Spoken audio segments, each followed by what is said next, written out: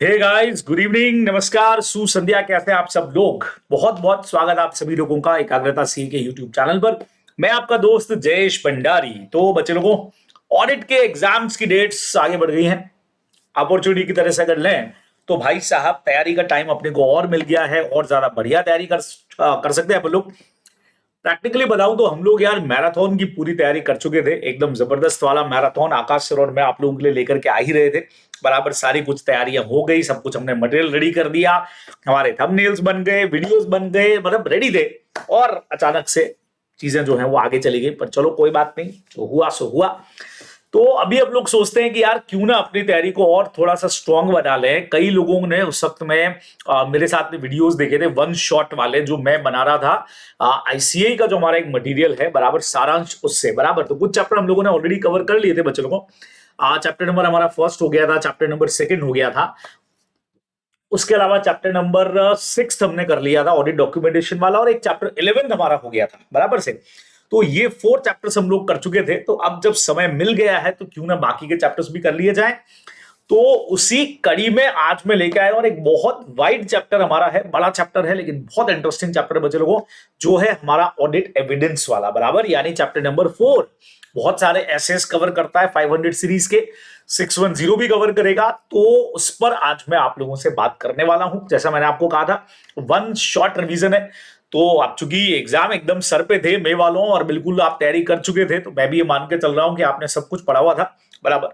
तो एक बहुत क्रिस्प वाला जो रिवीजन है, बढ़िया वाला, वो भी आईसीआई के मटेरियल से ही, तो वो हम लोग फटाफट से लगा लेते हैं। तो चलिए मैं फटाफट शुरू करता हूं। आप लोग इसको बहुत आराम से, फटाफट से, जल्दी से समझ के देख लीजिएगा, बराबर से देख के समझ लीजिएगा भाई, और क्या है बराबर। चलो तो शुरू करते हैं अपन। एक बार सारी चीजें रिवाइज हो जाएंगे आप लोगों को, तो रिकॉल करने बैठ जाओ एकदम फटाफट से। जो भी स्पीड में देखना हो इस वीडियो को देख लेना भाई, जो भी 1.5 2 जो तुमको समझ में आए। मेरी खुद की स्पीड थोड़ी फास्ट है, तो आप लोग जैसा ठीक समझे वैसा इसको देख लेना, ठीक है। चलो शुरू करते हैं भाई। तो हमने कहा भाई ऑडिट एविडेंस क्या चीज हो गई। तो हमने कहा भाई audit evidence is a information. सबसे पहले तो डेफिनेशन ही इसकी बहुत जोरदार है कि ऑडिट एविडेंसेस क्या है। कि भाई ऑडिट एविडेंसेस है information used by the auditor. जो ऑडिटर इंफॉर्मेशन यूज करता है, कहां यूज करता है? अराइविंग एट द कंक्लूजन, जिससे वो कंक्लूजन पे पहुंच सके जिस पर उसका ओपिनियन बेस्ड होगा। तो 3 बातें आपको इसके अंदर लेनी है। इंफॉर्मेशन यूज्ड वो कर रहा है, अराइविंग एट द कंक्लूजन, किसी कंक्लूजन पर पहुंचने के लिए, बराबर से बच्चों को बहुत सिंपल हो गया। And on which the auditor opinion is based, जिस पर उसका ओपिनियन बेस्ड है। ये अपने को सिंपल सी बात है बच्चों, यहां पे ध्यान में रखनी है। क्लियर? एकदम बढ़िया सी बात है हमारी, कोई टेंशन नहीं इसके अंदर, ठीक है। और इसमें क्या इंक्लूड होगा? 2 चीजें हमारी आ गई। Information contain in accounting record, जो भी अकाउंटिंग रिकॉर्ड में इंफॉर्मेशन दे रखी है, और कुछ अदर इंफॉर्मेशन जो हम ऑडिट करते हुए इस्तेमाल करते हैं, वो सारी इसके अंदर इंक्लूडेड है। सिंपल से डेफिनेशन आप लोग याद करके जाओगे। नाउ बच्चे लोगों, ऑडिट एविडेंसेस के टाइप क्या है आप लोग जानते हो। एक नेचर के ऊपर बेस है, दूसरा हमारा सोर्सेस के ऊपर बेस है बराबर।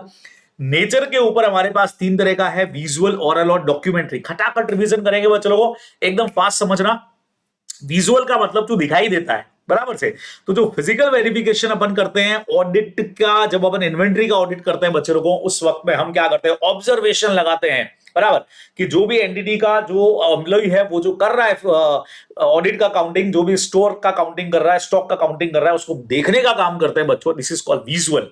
सेकंड नंबर हमारे पास में ओरल आ गया भाई, जिसमें हम डिस्कशंस लगाते हैं मैनेजमेंट के साथ में, various officers of the client के साथ में बराबर।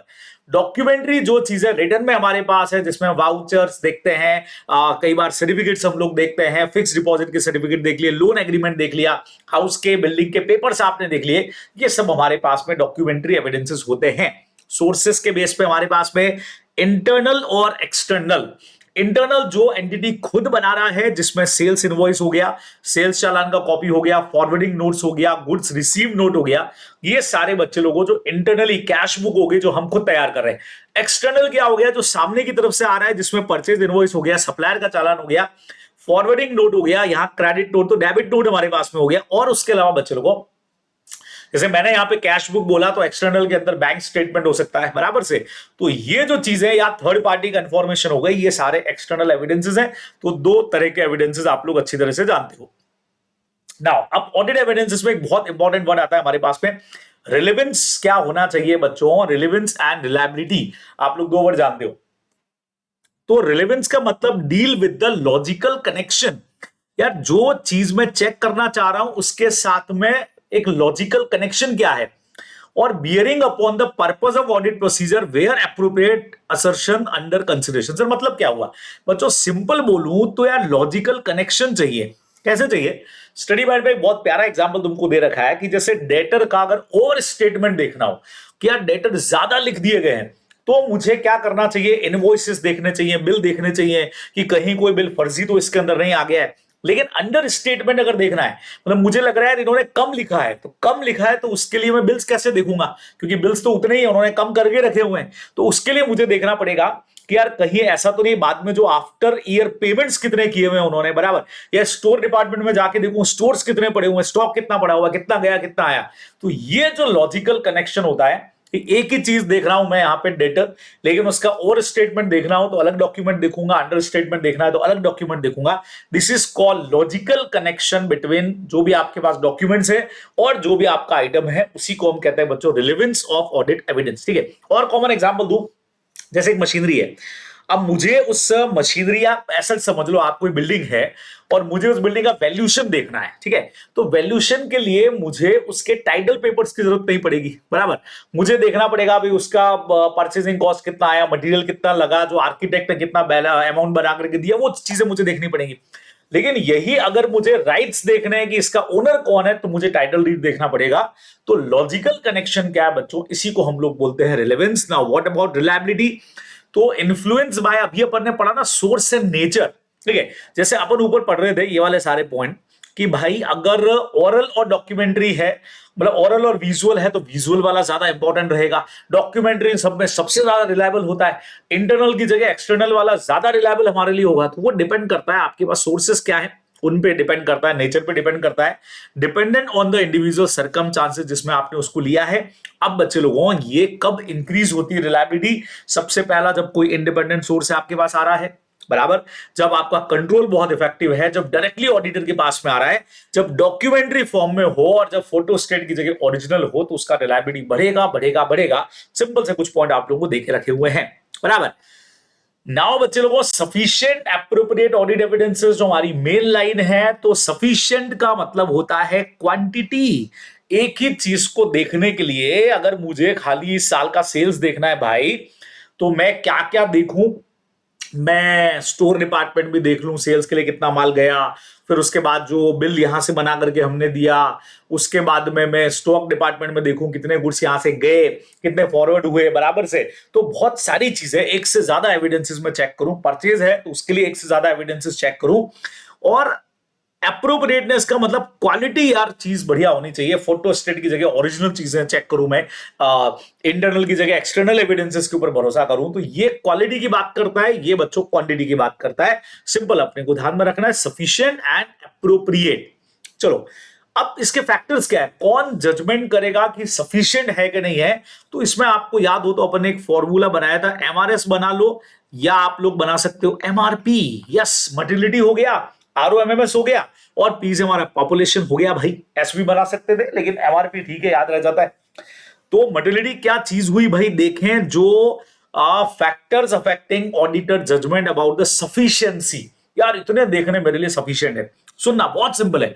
मटेरियलिटी में क्या बोला है, मटेरियलिटी का डेफिनेशन क्या होता है, सिग्निफिकेंस, सिग्निफिकेंस मतलब importance of class of transaction, account balances and disclosure to the user of financial statement.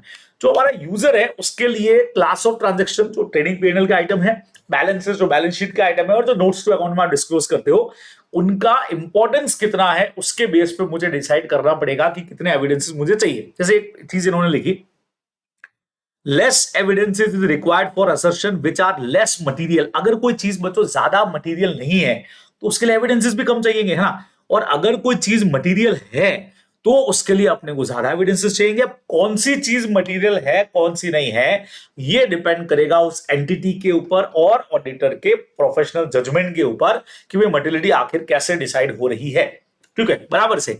Now अब दूसरा पॉइंट आया भाई, आरओएमएमएस कंसिस्ट ऑफ टू कंपोनेंट्स। अब आप जानते हो आरओएमएमएस के दो कंपोनेंट होते हैं, एक हमारी होती है इनहेरेंट डिस्क और दूसरा होता है हमारा कंट्रोल डिस्क। सर इनहेरेंट क्या है, द ससेप्टिव, थर्ड चैप्टर के अंदर है मेनली ये, the susceptibility of an assertion to a misstatement that could be material before consideration of any rated control.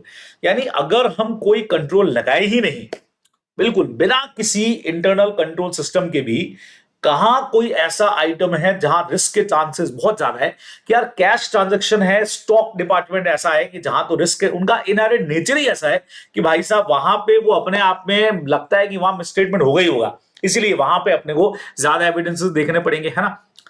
Second होता है कंट्रोल रिस्क, मतलब कंट्रोल लगाने के बाद भी जो मिसस्टेटमेंट की रिस्क बनी रहती है। The risk that a misstatement could be material will not be prevented और detected and corrected on a timely basis by the entities internal control. मतलब हमारा इंटरनल कंट्रोल भी उसको डिटेक्ट करेक्ट नहीं कर पा रहा है टाइमली बेसिस के ऊपर, ऐसे जो मिसस्टेटमेंट होंगे दे आर कॉल, उसको अपन कंट्रोल रिस्क बोल रहे हैं कि उसके बावजूद भी जो रहेंगे, तो उस पर डिपेंड करेगा बच्चों। आरओएमएमएस ज्यादा है तो अपने को एविडेंस ज्यादा चाहिए, आरओएमएमएस कम है तो एविडेंस अपने को कम चाहिए, ये अपने को ध्यान में रखना है। सेम वैसा ही बच्चों को आ गया पॉपुलेशन, नंबर ऑफ आइटम्स कितने हैं पॉपुलेशन में। तो अगर कोई स्मॉलर नेचर का अमाउंट है बच्चों, छोटे छोटे आइटम्स हैं पेडी गैस टाइप के और होमोजीनियस है, एक जैसे ही है वो सारे आइटम, तो उसके लिए लेस एविडेंस चाहिए होगा अपने को, ठीक है। लेकिन जहां लगता है कि भाई साहब जहां पे लार्जर अमाउंट है और हेट्रोजीनियस पॉपुलेशन एक दूसरे से बिल्कुल अलग अलग है, तो अपने को मोर एविडेंस चाहिए। आप भी जानते हो यार, जब आप अकाउंट्स के क्वेश्चन करते हो, एक जैसे 100 क्वेश्चन दे रखे हैं, छोटे छोटे सा पार्ट पूछा और एक जैसे 100 है, तो कुछ एक क्वेश्चन 4-5 करके 10 करके चले जाओगे यार, और क्या है। लेकिन जहां लगता है यार क्वेश्चन बड़ा है और हर एक क्वेश्चन अपने आप में अलग ही है, तो फिर आप क्या करोगे, ज्यादा करोगे क्वेश्चंस की प्रैक्टिस। तो बस वही चीज हमारे यहाँ पे भी है भाई। तो ये एमआरपी को आपको याद करके जाना है, सिंपल से हमारा कंसेप्ट है। मटेरियलिटी हो गया, आरओएमएमएस हो गया, और तीसरे नंबर पे आ गया भाई साहब पॉपुलेशन। चलो आगे बढ़ जाऊं। बहुत प्यारा पॉइंट आ रहा है बच्चों को, जो अदर ऑडिट प्रोसीजर आप इंक्लूड करते हो उसमें इतने सारे पॉइंट हमारे पास में आने वाले हैं, जिसमें पहले नंबर पे आता है बच्चे लोगों इंस्पेक्शन करना।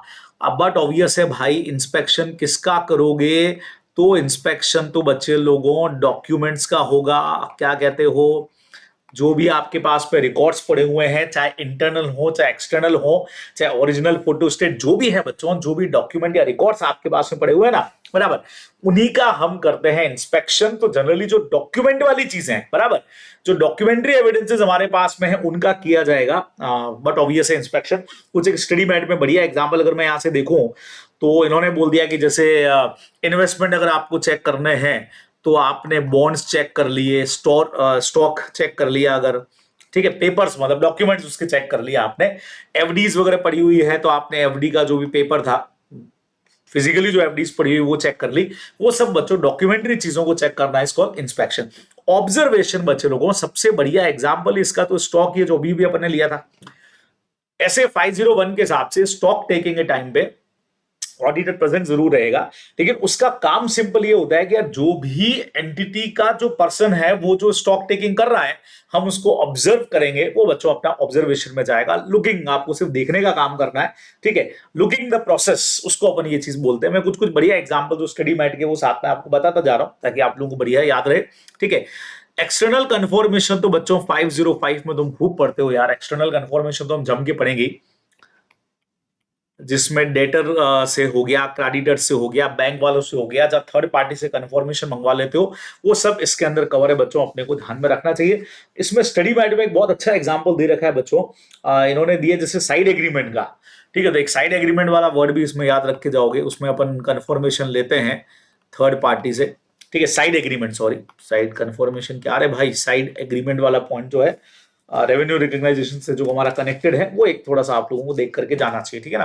तो जो जो बढ़िया पॉइंट है मैं बताता जा रहा हूं आप लोगों को, जिन पे एग्जाम में क्वेश्चन बन सकता है। अच्छा, रिकैलकुलेशन में बच्चे लोगों को मैथमेटिकल कैलकुलेशन चेक करनी होती है, जैसे डेप्रिसिएशन हो गया, इंटरेस्ट हो गया, ये सब आपको रिकैलकुलेट करके चेक कर लेना चाहिए। रीपरफॉर्मेंस के अंदर उस प्रोसीजर को वापस चेक करना है, ठीक है। जो चीज आपको दिखाई दे रही है उसको वापस से एक बार रीपरफॉर्म करके हमने देख लिया। और वैसे तो इसके बहुत सारे एग्जाम्पल हो सकते हैं, लेकिन मैं जो चाह रहा हूं वो चाह रहा हूं आपको स्टडी मेट के एग्जाम्पल बता दूं यहाँ पे। तो उसमें एक तो बच्चे लोगों हमारा बैंक स्टेटमेंट हो गया, बैंक रिकंसिलिएशन वगैरह हमने वापस से करके दे दिया, ठीक है।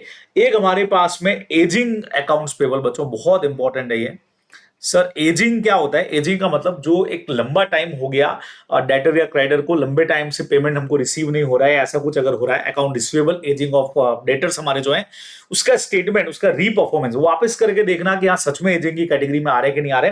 तो एग्जाम में कई बार बच्चों क्वेश्चन आता है कि यार ये जो एजिंग ऑफ अकाउंट रिसीवेबल है ये किसमें कवर है आपका? External confirmation, observation, recalculation, reperformance. तो आपको ये पता होना चाहिए, ठीक है।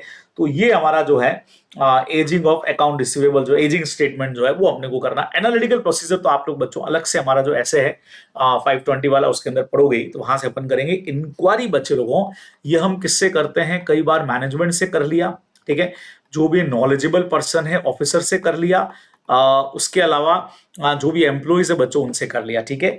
ये इंक्वायरी कई बार हमारी रिटर्न फॉर्म में भी हो सकती है, कई बार फॉर्मली रिटर्न फॉर्म में, इनफॉर्मली ओरल फॉर्म में भी हो सकती है, ये ध्यान रखोगे आप लोग। तो ये कुछ चीजें इसमें अपने को ध्यान में रखनी है, ठीक है। अच्छा, इंक्वायरी अकेले कभी भी उतना इंपॉर्टेंट एविडेंस आपके लिए नहीं क्रिएट करेगी इन कंपैरिजन के आपने क्या किया, इसके साथ में कोई ना कोई प्रोसीजर जो है वो अप्लाई किया, तभी इंक्वायरी बहुत इफेक्टिवली काम करेगी।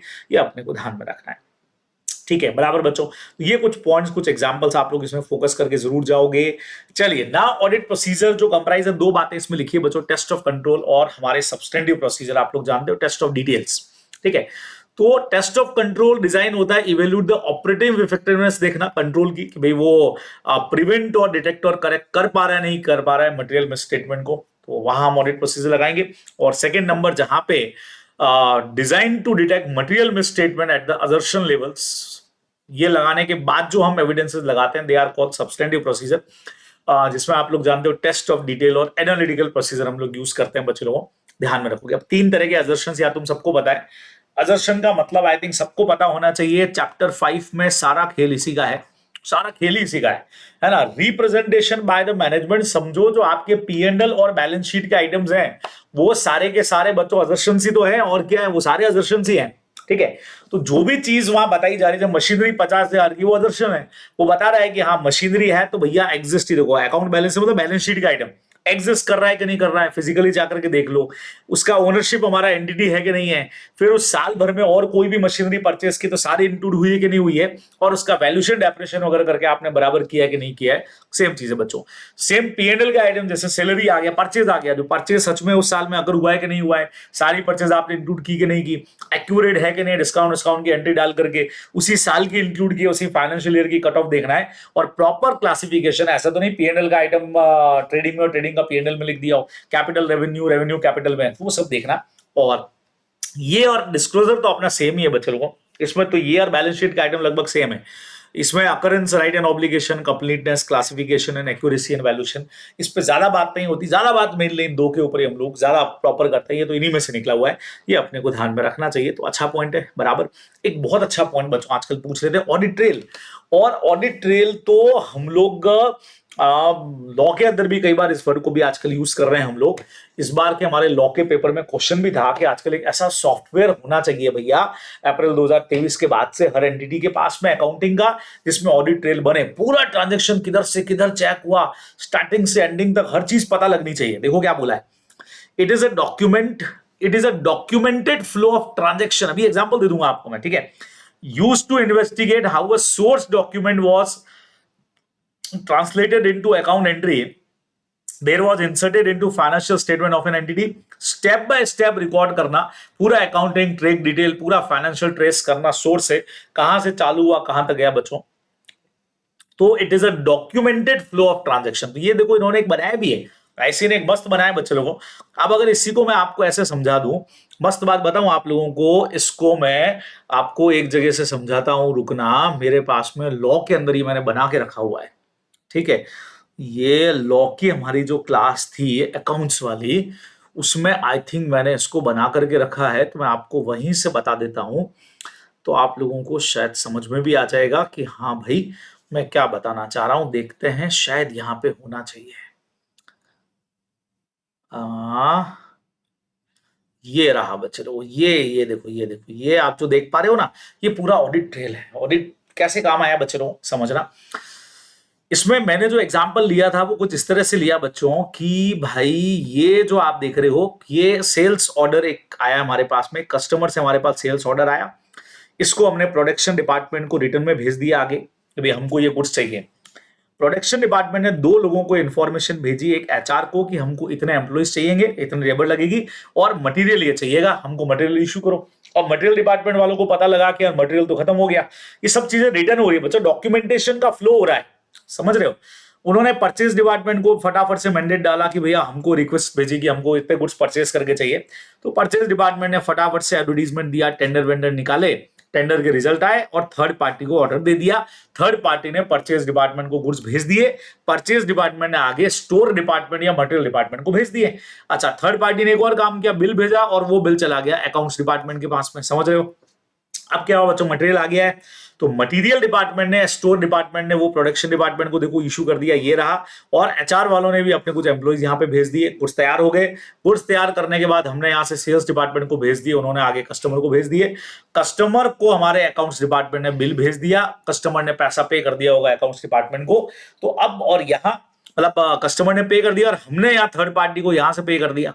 तो आप समझो ये ऑडिट ट्रेल है। जब भी ऑडिटर ऑडिट करना आएगा और इस सेल्स ट्रांजैक्शन को अगर चेक करेगा तो उसको पूरा डॉक्यूमेंटेशन सीन मिल जाएगा। This is called audit trail भाई, बराबर समझ रहे हो कि कहां से कहां कहां कौन कौन सा डॉक्यूमेंट क्या, तो वो सारी चीजें चेक कर सकता है। हाँ भाई, सेल्स ऑर्डर आया तो भैया यहां जाएगा, चेक करेगा तो पता लगेगा मैंडेट मटेरियल वालों को भेजा था, मटेरियल वालों ने परचेस को भेजा, फिर अकाउंट्स, भाई सबसे पहले तो अकाउंट्स डिपार्टमेंट ही जा रहा है, वहीं से उसको ये चीजें पता लगी और उसने पूरा ट्रांजेक्शन को पूरा जड़ तक चेक कर लिया बच्चों। This is called audit trail, अपन ऐसा बोल सकते हैं। ठीक है, तो ये एग्जाम्पल एक मेरे पास में बढ़िया से पढ़ा ही था, तो वो मैंने आपको यहां से ही समझा दिया है।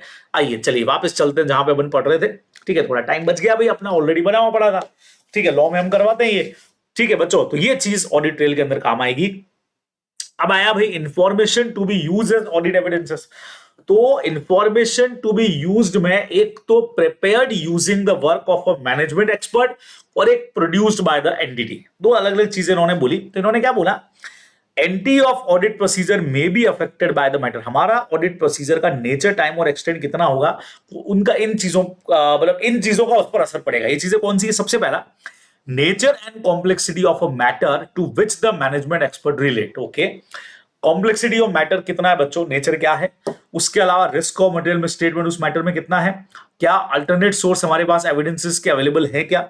ठीक है, nature, scope and objective of management का, मैनेजमेंट एक्सपर्ट का काम को हम कैसे यूज कर पा रहे हैं बच्चों, prepared using the work of a management expert. तो हमको देखना पड़ेगा उसके ऑब्जेक्टिव क्या है और क्या मैनेजमेंट एक्सपर्ट को एम्प्लॉय किया है क्या, एंटिटी ने उसको नौकरी पे रखा है क्या, तो कहीं ना कहीं वो इन्फ्लुएंसिंग में आ सकता है। तो उस अब चूंकि एक्सपर्ट पर्सन मैनेजमेंट ने रख रखा है तो हम उसके काम को कितना यूज कर सकते हैं, ये उन सारे पॉइंट्स की बात करता है बच्चों। सेम वही, auditor shall evaluate whether the information is sufficiently reliable for the auditor purpose. Number 1, obtaining audit evidences about the accuracy and completeness of information, evaluating whether the information is sufficiently precise and detailed for the auditor purpose। हमारे काम की है भी कि नहीं है भाई, detail के अंदर ये चीजें अपने को बच्चों इसमें चेक करनी पड़ती हैं। चलिए, अब हमारा मेरे ख्याल से ऐसे चालू होने से पहले के लास्ट 2 पॉइंट आ रहे हैं बच्चों, फिर हमारा ऐसे 610 चालू हो जाएगा। Selecting item for testing to obtain audit evidences, ये चीज को देखना। सेलेक्टिंग आइटम कैसे सेलेक्ट होते हैं for testing to audit evidences के भाई, तो सेलेक्ट करने के कुछ तरीके आपको दे रखे हैं। द एप्लीकेशन ऑफ वन और more combination of these means depend on the auditor judgement, बराबर। सफिशिएंट एप्रोप्रिएट ऑडिट एविडेंसेस हमको चाहिए है, हमको पता है, उसके लिए इनमें से कौन सा तरीका इस्तेमाल करना है ये डिपेंड करता है ऑडिटर के जजमेंट पर। अब पहला नंबर आया बच्चों, selecting all items involve examining the entire population of items in a class of transaction या account balances और a specific टर्म को अपन पढ़ेंगे जब अपन सैम्पलिंग पढ़ेंगे। ठीक है, तो ये कह रहा है सारे आइटम सेलेक्ट करो। अब सारे आइटम सेलेक्ट कब करें, पहला पॉइंट आया most common for test of detail में, ये ज्यादा काम आता है in comparison with test of control. ठीक है, एप्रोप्रिएट मैं पहले आपको बोल चुका हूं बच्चों, small number of larger value of items हो, मतलब ज्यादा है लेकिन उनका नंबर, मतलब when appropriate population consist of small number of larger value items है। ठीक है, तो अपने को सारे ही कर लेने चाहिए। मतलब ये देखो सारे आइटम कब करना है बच्चों, 10 ही ट्रांजेक्शन है और सारे के सारे ट्रांजेक्शन 1 करोड़ के, तो सारी चेक कर लो ना। ठीक है, second number, significant risk exist and other means do not provide sufficient evidences, risk है और हमको लग रहा है और किसी तरह से कहीं एविडेंसेस नहीं मिलेंगे, तो बच्चों सैंपलिंग पे हम नहीं जा सकते, हमको सारे ट्रांजेक्शन चेक करने पड़ेंगे। अच्छा, रिपीटेटिव कैलकुलेशंस और automated process make 100% examination cost effective. बराबर, अगर हमको लग रहा है रिपीटेटिव कैलकुलेशन है, ऑटोमेटेड प्रोसेस हमारे पास में है, ऑटोमेटिक चीजें है ना हमारे पास, जैसे मशीन गिनने कैलकुलेट करने की मशीन होती है, मनी कैलकुलेट करने की, तो सारे ट्रांजैक्शन चेक करने चाहिए बच्चों। तो ये कह रहा है कि कब ऐसा होता है कि हम सारे के सारे आइटम चेक करेंगे भाई, तो जब मटेरियल आइटम ज्यादा हमको दिख रहे हैं, स्मॉल नंबर के लार्जर वैल्यू आइटम्स है, रिस्क इसमें ज्यादा है, तो सारे चेक करो। अच्छा, सेलेक्टिंग स्पेसिफिक आइटम जिसको अपन सैम्पलिंग भी बोलते हैं, है ना, ये इसी से कनेक्टेड हो गया। तो factor include understanding the entity assess risk and population quality. ये देखना बच्चों, सबसे पहला तो subject to non sampling risk, ये अपन पढ़ेंगे आगे सैंपलिंग के साथ ही कि नॉन सैंपलिंग रिस्क क्या होती है। अच्छा, then specific item type, high value of और key items, item of high value, suspicious या अनयूजुअल। बच्चों सुनना, जैसे 100 आइटम है, 100 में से 10 ही ऐसे आइटम लग रहे हैं जो बहुत हाई वैल्यू के हैं, सस्पिशियस है, तो उन्हीं को चेक करेंगे ना, सारे 100 को क्यों करेंगे। तो ये सेलेक्टेड स्पेसिफिक आइटम हम चेक करते हैं जो हमको सस्पिशियस लग रहे हैं, बहुत ज्यादा हाई वैल्यू के, अनयूजुअल है, ठीक है। या कई बार मटेरियलिटी डिसाइड हो जाती है कि जहां हम एक अमाउंट फिक्स कर लेते हैं, 1 लाख से ऊपर के ही सारे आइटम हम चेक करेंगे, सारे नहीं करेंगे, ऐसा कुछ। या item selected to gain the insight into entities और ट्रांजैक्शन को चेक करने के लिए, आइटम जो खाली इंफॉर्मेटिव बेसिस पे हमको चेक करना है, वो फिर सारे चेक करने की जगह कुछ ही हम चेक करेंगे। तो ये इन्होंने आपको यहाँ पे बताया कि कहां पे हम सारे आइटम्स चेक करते हैं और कहां पे हम स्पेसिफिक आइटम को सेलेक्ट करेंगे एज ऑडिट सैंपलिंग। बच्चों अपने को ध्यान में रखना है, ठीक है। नाउ नेक्स्ट है हमारे पास में relying on the work of a management expert. अब जो ऊपर अपन पढ़ रहे थे, मैनेजमेंट एक्सपर्ट पे कितना भरोसा करना है, तो ऑडिटर शेल, बच्चों मैनेजमेंट का जो एक्सपर्ट है उसने जो काम किया उस पर भरोसा करने के लिए हमको उसका कंपिटेंसी, कैपेबिलिटी और ऑब्जेक्टिविटी देखना पड़ेगा। बंदा क्या कंपिटेंस रखता है, उसमें कैपेबिलिटी सच में एक्सपर्ट वाली है कि नहीं है, ऑब्जेक्टिविटी क्या है, कितना ट्रांसपेरेंट मैनर से काम कर रहा है। फिर ऑब्टेन करना पड़ेगा understanding of the work of that expert, कि वो सच में काम क्या कर रहा है। फिर इवेल्यूट करना पड़ेगा the appropriateness of that expert work as audit evidences, है ना। भाई कोई रिलेवेंट असर्शन है, जैसे मान लो परचेज है, सेल्स है, मशीनरी है, बिल्डिंग है, सैलरी है, इनसे रिलेटेड, तो उसने जो काम किया एंटिटी के एक्सपर्ट ने, वो हमारे लिए एप्रोप्रिएट है कि नहीं, भाई हमारे पर्पस को पूरा कर रहा है कि नहीं कर रहा है एज ऑडिटर। ये चीजें अपने को चेक करनी पड़ेंगी बच्चे लोगों, ये सिंपली आपको ध्यान में रखना, खत्म, ठीक है। तो यहां हमारा एक पोर्शन खत्म हुआ। अब बच्चों आता है यहां से एसेस पे बात हमारी लगातार चलेगी अब काफी देर तक। तो आइए एसेस पर बात को शुरू करते हैं। एसेस 610 से हमारी बात यहां पे शुरू होने जा रही है बच्चों लोगों।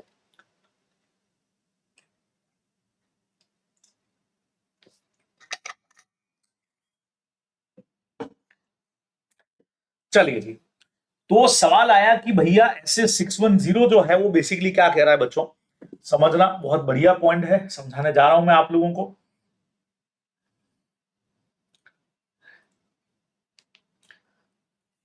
चलिए जी,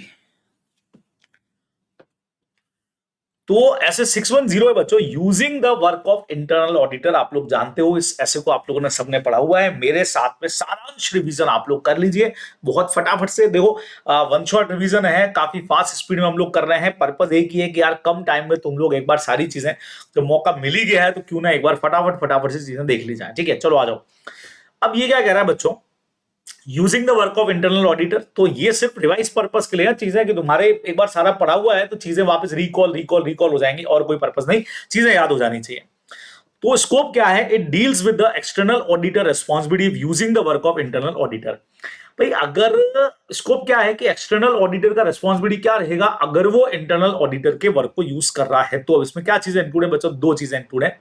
सबसे पहला, using the work of internal audit function in obtaining audit evidences and using internal auditor to provide direct assistance under the direction, supervision and review of auditor। हमेशा से आप लोग जानते हो दो तरीके से काम करता है। एक तो ये कि हम using the work of internal auditor कर लें, उसने जो काम किया उसी को यूज कर लें, या सेकंड नंबर वो काम करे direct assistance under the direction, supervision and external auditor. हम मैनेजमेंट को बोले कि भाई थोड़े टाइम के लिए बंदा हमारे ही डायरेक्ट असिस्टेंस पे काम करे, या तो ये तरीका, या उसने जो काम किया उसको हम इस्तेमाल कर लें। दो में से एक तरीका यूज होता है, आप लोग सब जानते हो।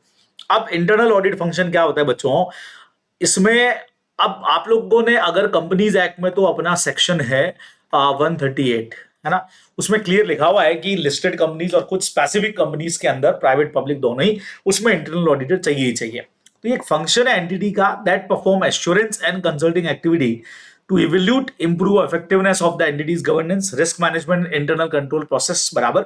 तो ये बेसिकली मैनेजमेंट की हेल्प के लिए होता है, बराबर। ये मैनेजमेंट को गवर्न कैसे करना है, रिस्क मैनेजमेंट कैसे करना है और इंटरनल कंट्रोल कैसे करना है, उसमें ये हेल्प करने का काम करता है आपका। It is a tool of management, ठीक है ना, इंटरनल ऑडिट सिस्टम है, आप ऐसे बोल सकते हो, ठीक है। ऑब्जेक्टिव्स क्या है of the external auditor where the entity has an internal audit function? तो सबसे पहला हमको क्या करना है, वही चीज आ गई, to determine whether the work of internal audit function, या अगर वो डायरेक्ट असिस्टेंस कर रहा है from internal auditor, can be used to determine whether the work is adequate for purpose of the audit. कि भाई दोनों में से कोई भी तरीका अगर हम काम में ले रहे हैं तो क्या सच में उसने जो काम किया वो हमारे पर्पस के लिए यूजफुल है। If using internal auditor to provide direct assistance to appropriately direct supervise and review of their work, वो दोनों चीजें आ गई बच्चे लोगों कि चाहे उसका काम हम यूज कर रहे हैं या चाहे डायरेक्ट असिस्टेंस वो हमारी करेगा, क्या उसके वर्क का हमारे लिए कोई यूज है क्या, ये चीजें बच्चों यहां पे हमारी चेक होती है, ठीक है। Now evaluating the internal audit function, external auditor shall determine whether the work of internal auditor function, वापस वही line I, use for the purpose of audit by evaluate। अब उसको कैसे evaluate करना है, ऊपर ये तीनों पॉइंट आए थे। सबसे पहला ये अपन ने एक्सपर्ट में भी यूज किया, बंदा कंपिटेंट कितना है, बराबर से एप्लीकेशन ऑफ सिस्टमैटिक और डिसिप्लिन अप्रोच और ऑब्जेक्टिविटी। ऑब्जेक्टिविटी का मतलब वही था कि भाई कितना इंटीग्रिटी से काम कर रहा है, उसमें सच में इंटरनल ऑडिटर जो है, क्योंकि आप समझोगे कंपनीज एक्ट में इंटरनल ऑडिटर कोई भी प्रोफेशनल हो सकता है, आइदर वो सीएस हो, सीएमए हो, सीएस हो, सीए का होना जरूरी नहीं है, तो हमको उसकी कंपनीज भी देखनी पड़ेगी, ठीक है। और ये देखना पड़ेगा कि क्या इंटरनल ऑडिट करते हुए वो सिस्टमैटिक और डिसिप्लिन अप्रोच काम में ले रहा है कि नहीं ले रहा है, तो हम उसके वर्क को यूज करें, नहीं तो यूज में लेने से कोई मतलब नहीं रहेगा, बराबर बच्चों। तो ये सब चीजें स्टार्टिंग लेवल पे देखी जाएगी। अब इन्होंने एक पूरा पॉइंट दिया, यही तीनों पॉइंट आपको समझाए इवेल्यूटिंग कैसे करना इंटरनल ऑडिट फंक्शन का, ठीक है। तो 3 पॉइंट हमको यहां पे दिए बच्चों, ऑब्जेक्टिविटी, कंपिटेंस और जो सिस्टमैटिक अप्रोच वाला अपना पॉइंट था, इन तीनों को यहां पे अपन देखो बहुत बढ़िया तरीके से इन्होंने शानदार पॉइंट देकर के समझाया है, ठीक है। फिर कब उसके काम को यूज करना है, कब नहीं करना है, बहुत अच्छा ऐसे 610 इन्होंने पूरा तगड़े तरीके से आपको समझाया है, तो समझिएगा। सबसे पहला ऑब्जेक्टिविटी। अब ऑब्जेक्टिविटी में इन्होंने क्या बोला, factor that may affect the external auditor evolution in relation to objectivity include the following. अब ऑब्जेक्टिविटी में क्या पॉइंट आएंगे बच्चों, क्या फैक्टर्स हैं, आप देख सकते हो 4 पॉइंट इन्होंने दिए, मैं हर एक पॉइंट को आपको समझा रहा हूं, समझना।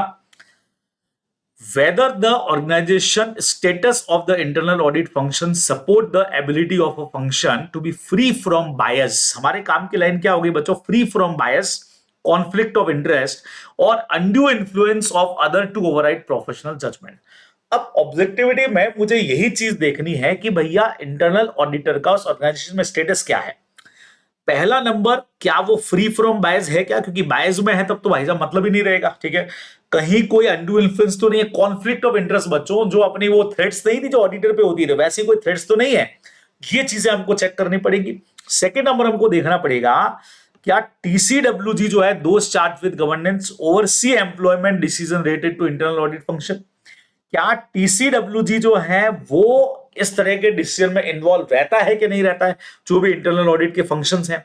तीसरा, देयर आर एनी कांस्टेंट या रेस्ट्रिक्शन प्लेस किया है क्या इंटरनल ऑडिट फंक्शन के ऊपर, इससे ऑब्जेक्टिविटी पता लगेगी हमको। And weather the internal audit function is free from any conflicting responsibility, बराबर से। तो बच्चों ऑब्जेक्टिविटी चेक करनी है कि बंदा भाई साहब कितना ईमानदारी से काम कर पाएगा कि नहीं, उसी पे हम ये सोचेंगे कि हम उसके काम पे भरोसा करें कि नहीं करें, है ना। तो पहले नंबर पे हमने क्या देख लिया कि भैया बायस, फ्री फ्रॉम बायसनेस कितना है, कॉन्फ्लिक्ट ऑफ इंटरेस्ट कहीं नहीं है, अनड्यू इन्फ्लुएंस तो नहीं है, टीसीडब्ल्यूजी का इंटरनल ऑडिट फंक्शन में कितना इंटरफेयर है बच्चे लोगों, उसके अलावा क्या कोई रेस्ट्रिक्शंस उसके ऊपर लगा रखे हैं क्या इंटरनल ऑडिट फंक्शन से रिलेटेड, या कहीं पे कोई कॉन्फ्लिक्टिंग रेस्पॉन्सिबिलिटीज तो नहीं दे दी गई है। ये सब चीजें अपने को बच्चों ऑब्जेक्टिविटी में चेक करनी पड़ेगी।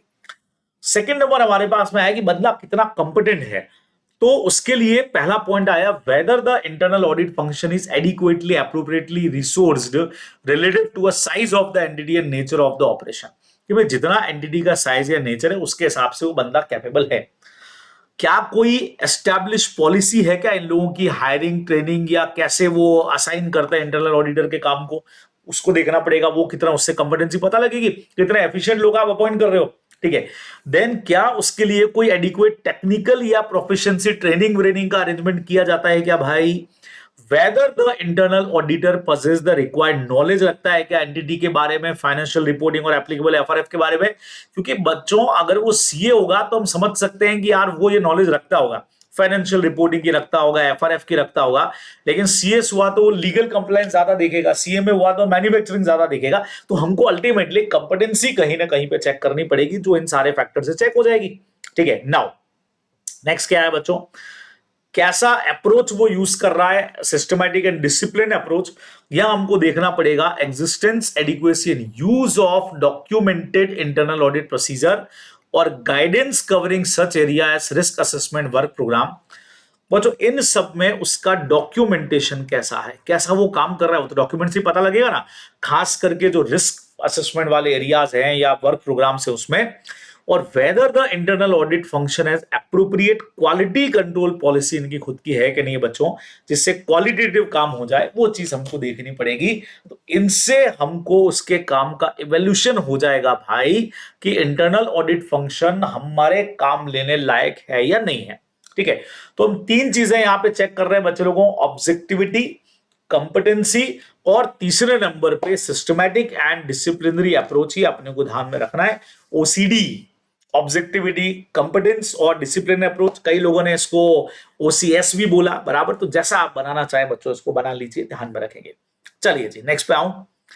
अगला पॉइंट आया बच्चों हमारे पास में, एक अच्छा पॉइंट एग्जाम में कई बार आ जाता है ये, ठीक है, कि यार वो कौन सी सर्कमस्टांसेस हैं when work of the internal audit function can not be use by external auditor, कि उसके काम को एक्सटर्नल ऑडिटर को यूज नहीं करना चाहिए बच्चों। मतलब कुछ ऐसी चीजें हैं जहां पे internal audit function can not be use by external auditor.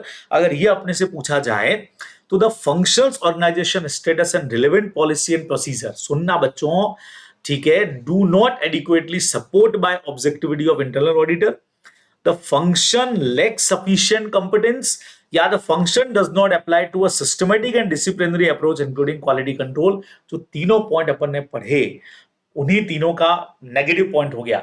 अगर हमको लग रहा है कि एंटिटी की जो पॉलिसी एंड प्रोसीजर है वो उसके ऑब्जेक्टिविटी को सपोर्ट नहीं कर रही है, मतलब एब्सेंस ऑफ ऑब्जेक्टिविटी हमारा first point.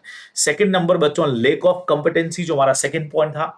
Third number lake of systematic and disciplinary approach अगर है तो फिर हमको वर्क जो है वो यूज नहीं करना चाहिए उसका, कि अपने को ध्यान में रखना है, ठीक है। तो तीनों पॉइंट का ही ऑपोजिट चीज आ गया। अब बच्चों अगला पॉइंट आया circumstances in which the external auditor shall plan to use less of the work of internal audit function and perform more work directly. कब ऐसा होता है कि कुछ काम ऐसे बच्चे लोगों जहां हमको लगता है इंटरनल ऑडिटर के काम को कम यूज करना चाहिए और हमको ही ज्यादा काम परफॉर्म करना चाहिए, एक्सटर्नल ऑडिटर हम ही ज्यादा परफॉर्म करें। ऐसा कहां हो सकता है बच्चों, पहला नंबर जहां पे अपने को प्लानिंग एंड परफॉर्म करना है रिलेवेंट ऑडिट प्रोसीजर का और एवेल्यूट करना है ऑडिट एविडेंसेस जो हमने इकट्ठे किए, ये काम ऑडिटर को खुद ही करने चाहिए, इंटरनल ऑडिटर से नहीं करवाने हैं, ठीक है। ऑडिट प्रोसीजर का प्लानिंग एंड परफॉर्मेंस और इवोल्यूशन करना ऑडिट एविडेंसेस का, नंबर 1, ठीक है। सेकंड नंबर जहां हायर आरओएमएमएस लग रहा है उसको, वो काम उसे खुद ही करने चाहिए बच्चों, इन केस ऑफ हाई आरओएमएमएस खुद ही करने चाहिए, ठीक है। तीसरा, the less the internal audit function organization status the relevant policy and procedure adequately support the, ये तो वही पॉइंट हो गया बच्चों जो ऊपर पढ़ा था। अरे तीनों पॉइंट तो हमारे वही लग गए, जहां लेस ऑब्जेक्टिविटी है, जहां लेक ऑफ कंपिटेंसी लग रही है, बराबर, वहां हमको उसके काम पे ज्यादा भरोसा नहीं करके खुद ही कर लेने चाहिए। तो स्टार्टिंग 2 पॉइंट हमारे मेन है, जहां हमको लग रहा है कि यार प्लानिंग करनी है और परफॉर्म करना है अपने को ऑडिट प्रोसीजर्स का, या जहां ऑडिट एविडेंसेस का एवोल्यूशन करना है वह खुद ही करो, जहां रिस्क और मटेरियल स्टेटमेंट ज्यादा हो खुद ही करो, जहां लग रहा है कि ऑब्जेक्टिविटी कॉम्प्रोमाइज हो रही है या बंदा कॉम्पिटेंट नहीं है बच्चों, वो काम अपने को खुद ही करना चाहिए, उससे नहीं करवाना है। ये आप ध्यान रखोगे, सिंपल बात है, ठीक है। अगला पॉइंट समझना बच्चों, using the work of internal audit function, अपना वही वाला पॉइंट, कहां उसके काम को यूज करना है और कहां अपने को उसको डायरेक्ट असिस्टेंस के काम में लेना है, ये देखो उससे रिलेटेड पॉइंट आ गए। तीन चार पॉइंट आपके आखिरी ऐसे में बचेंगे भाई, ऐसे 610 तो तुम्हारा खत्म हो जाएगा, है ना। बहुत सिंपल सिंपल पॉइंट, बढ़िया नोट्स बनाए भाई, आईसीए का मटेरियल है तो, बट ऑब्वियस है शानदार है। बस मेरा काम आप लोगों को समझाना है कि इससे सारे पॉइंट समझाता जा रहा हूं, बराबर, वो समझिएगा बढ़िया तरीके से। अब दो ही तरीके हमने कहे थे, या तो उसके काम को यूज कर लें, उसको डायरेक्ट असिस्टेंस देते हैं। तो यूज करने के लिए क्या करना चाहिए, अच्छा तीन चीजें अपने देख ली, ऑब्जेक्टिविटी देख ली, कंपेटेंसी देख ली, और तीसरे नंबर पे हमने देख लिया कि भाई कहीं जो ऑर्गेनाइजेशन है उसको, वो उसकी पॉलिसीज उसको हेल्प कर रही है कि नहीं कर रही है। देखो तीन बातें अपने देखी थी, ऑब्जेक्टिविटी, कंपेटेंसी और सिस्टमैटिक एंड डिसिप्लिनरी अप्रोच। उसी पर ये पूरा का पूरा अगला पॉइंट पूरा उसी पे खेल गया है सारा का सारा।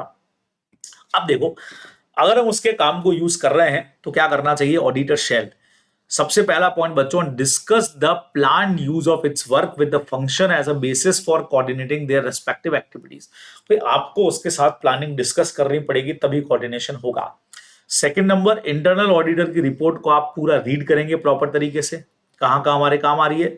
फिर perform sufficient audit procedure on the body of work of internal audit function as a whole that external auditor plan to use to determine adequacy of purpose. और अगर हम उसके काम को कहीं पे कुछ यूज करना चाह रहे हैं, इस्तेमाल करना चाह रहे हैं बच्चों, उस पर हमको एक बार ऑडिट प्रोसीजर लगा करके चेक कर लेना चाहिए, ये अपने को ध्यान में रखना है।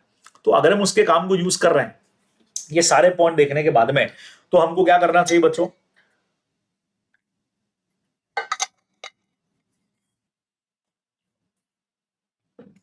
इंटरनल ऑडिटर के साथ में पहला पॉइंट कहता है भैया डिस्कशन करो, सेकंड नंबर उसकी रिपोर्ट को पढ़ो और उसके जो भी वर्क है उनके ऊपर कुछ ऑडिट प्रोसीजर लगा करके चेक कर लो। ठीक है, सिंपल बात आ गई। नेक्स्ट कहता है the external auditor shall not use an internal auditor to provide direct assistance. अच्छा, सेम वही पॉइंट आया बच्चों, डायरेक्ट असिस्टेंस भी कब नहीं करनी चाहिए, अरे वही जहां उसकी ऑब्जेक्टिविटी को लेकर के थ्रेट है या जहां लेक ऑफ कंपिटेंसी है, वही दो पॉइंट बार बार आ रहे हैं, वो तो हमने पहले ही पढ़ लिए। अगर उसका ऑब्जेक्टिविटी कॉम्प्रोमाइज हो रहा लग रहा है, थ्रेट टू ऑब्जेक्टिविटी है या कंपिटेंट बंदा नहीं है, तो हम वैसे भी न तो उसके काम को यूज करेंगे न डायरेक्ट असिस्टेंस देंगे। अब अगर देना है डायरेक्ट असिस्टेंस तो क्या पॉइंट आ रहे हैं बच्चे लोगों को, देखो यहां पे पॉइंट आ रहे हैं, फिर ऐसे 530 शुरू हो जाएगा तुम्हारा। The external auditor shall not use internal auditor to provide direct assistance to perform procedure that। अच्छा जी, तो फिर से वही पॉइंट आ गया, कौन सा, कहां डायरेक्ट असिस्टेंस नहीं करना है बच्चों। सबसे पहला जहां पे अपने को चाहिएंगे सिग्निफिकेंट जजमेंट, जहां हाई आरओएमएमएस है बच्चों, सेम पॉइंट लगा देना बराबर से। जहां पे relate to the work which the internal auditor have been involve, बराबर से, और ही has already been reported to the management और टीसीडब्ल्यूजी, वो खुद ही इन्वॉल्व है उस काम में, कहां डायरेक्ट असिस्टेंस लोगे उससे।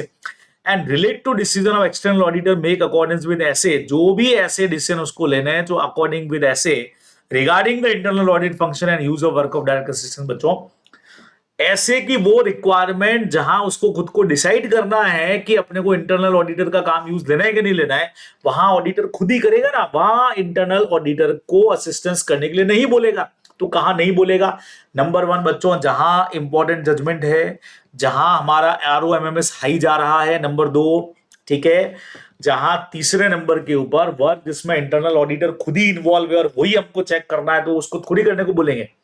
और चौथे नंबर के ऊपर जहां ऐसे की रिक्वायरमेंट के हिसाब से हमको इंटरनल ऑडिट फंक्शन को आइदर उसको वर्क को उसके यूज करना है या डायरेक्ट असिस्टेंस देना है, दो में से कोई एक चीज, उसके ऊपर जो डिसीजन मेकिंग करना है वो हम इंटरनल ऑडिटर पे कैसे छोड़ सकते हैं भाई, वो तो हमको खुद को ही करना पड़ेगा, ये बच्चों ध्यान में रखना है। ठीक है, और लास्ट पॉइंट आया, जब आप चाह रहे हो कि डायरेक्ट असिस्टेंस उसके काम का अपने को करवाना है उससे, तो अपने को कुछ चीजों के ऊपर क्लैरिफिकेशन ले लो बच्चों, दोनों से रिटर्न एग्रीमेंट करो।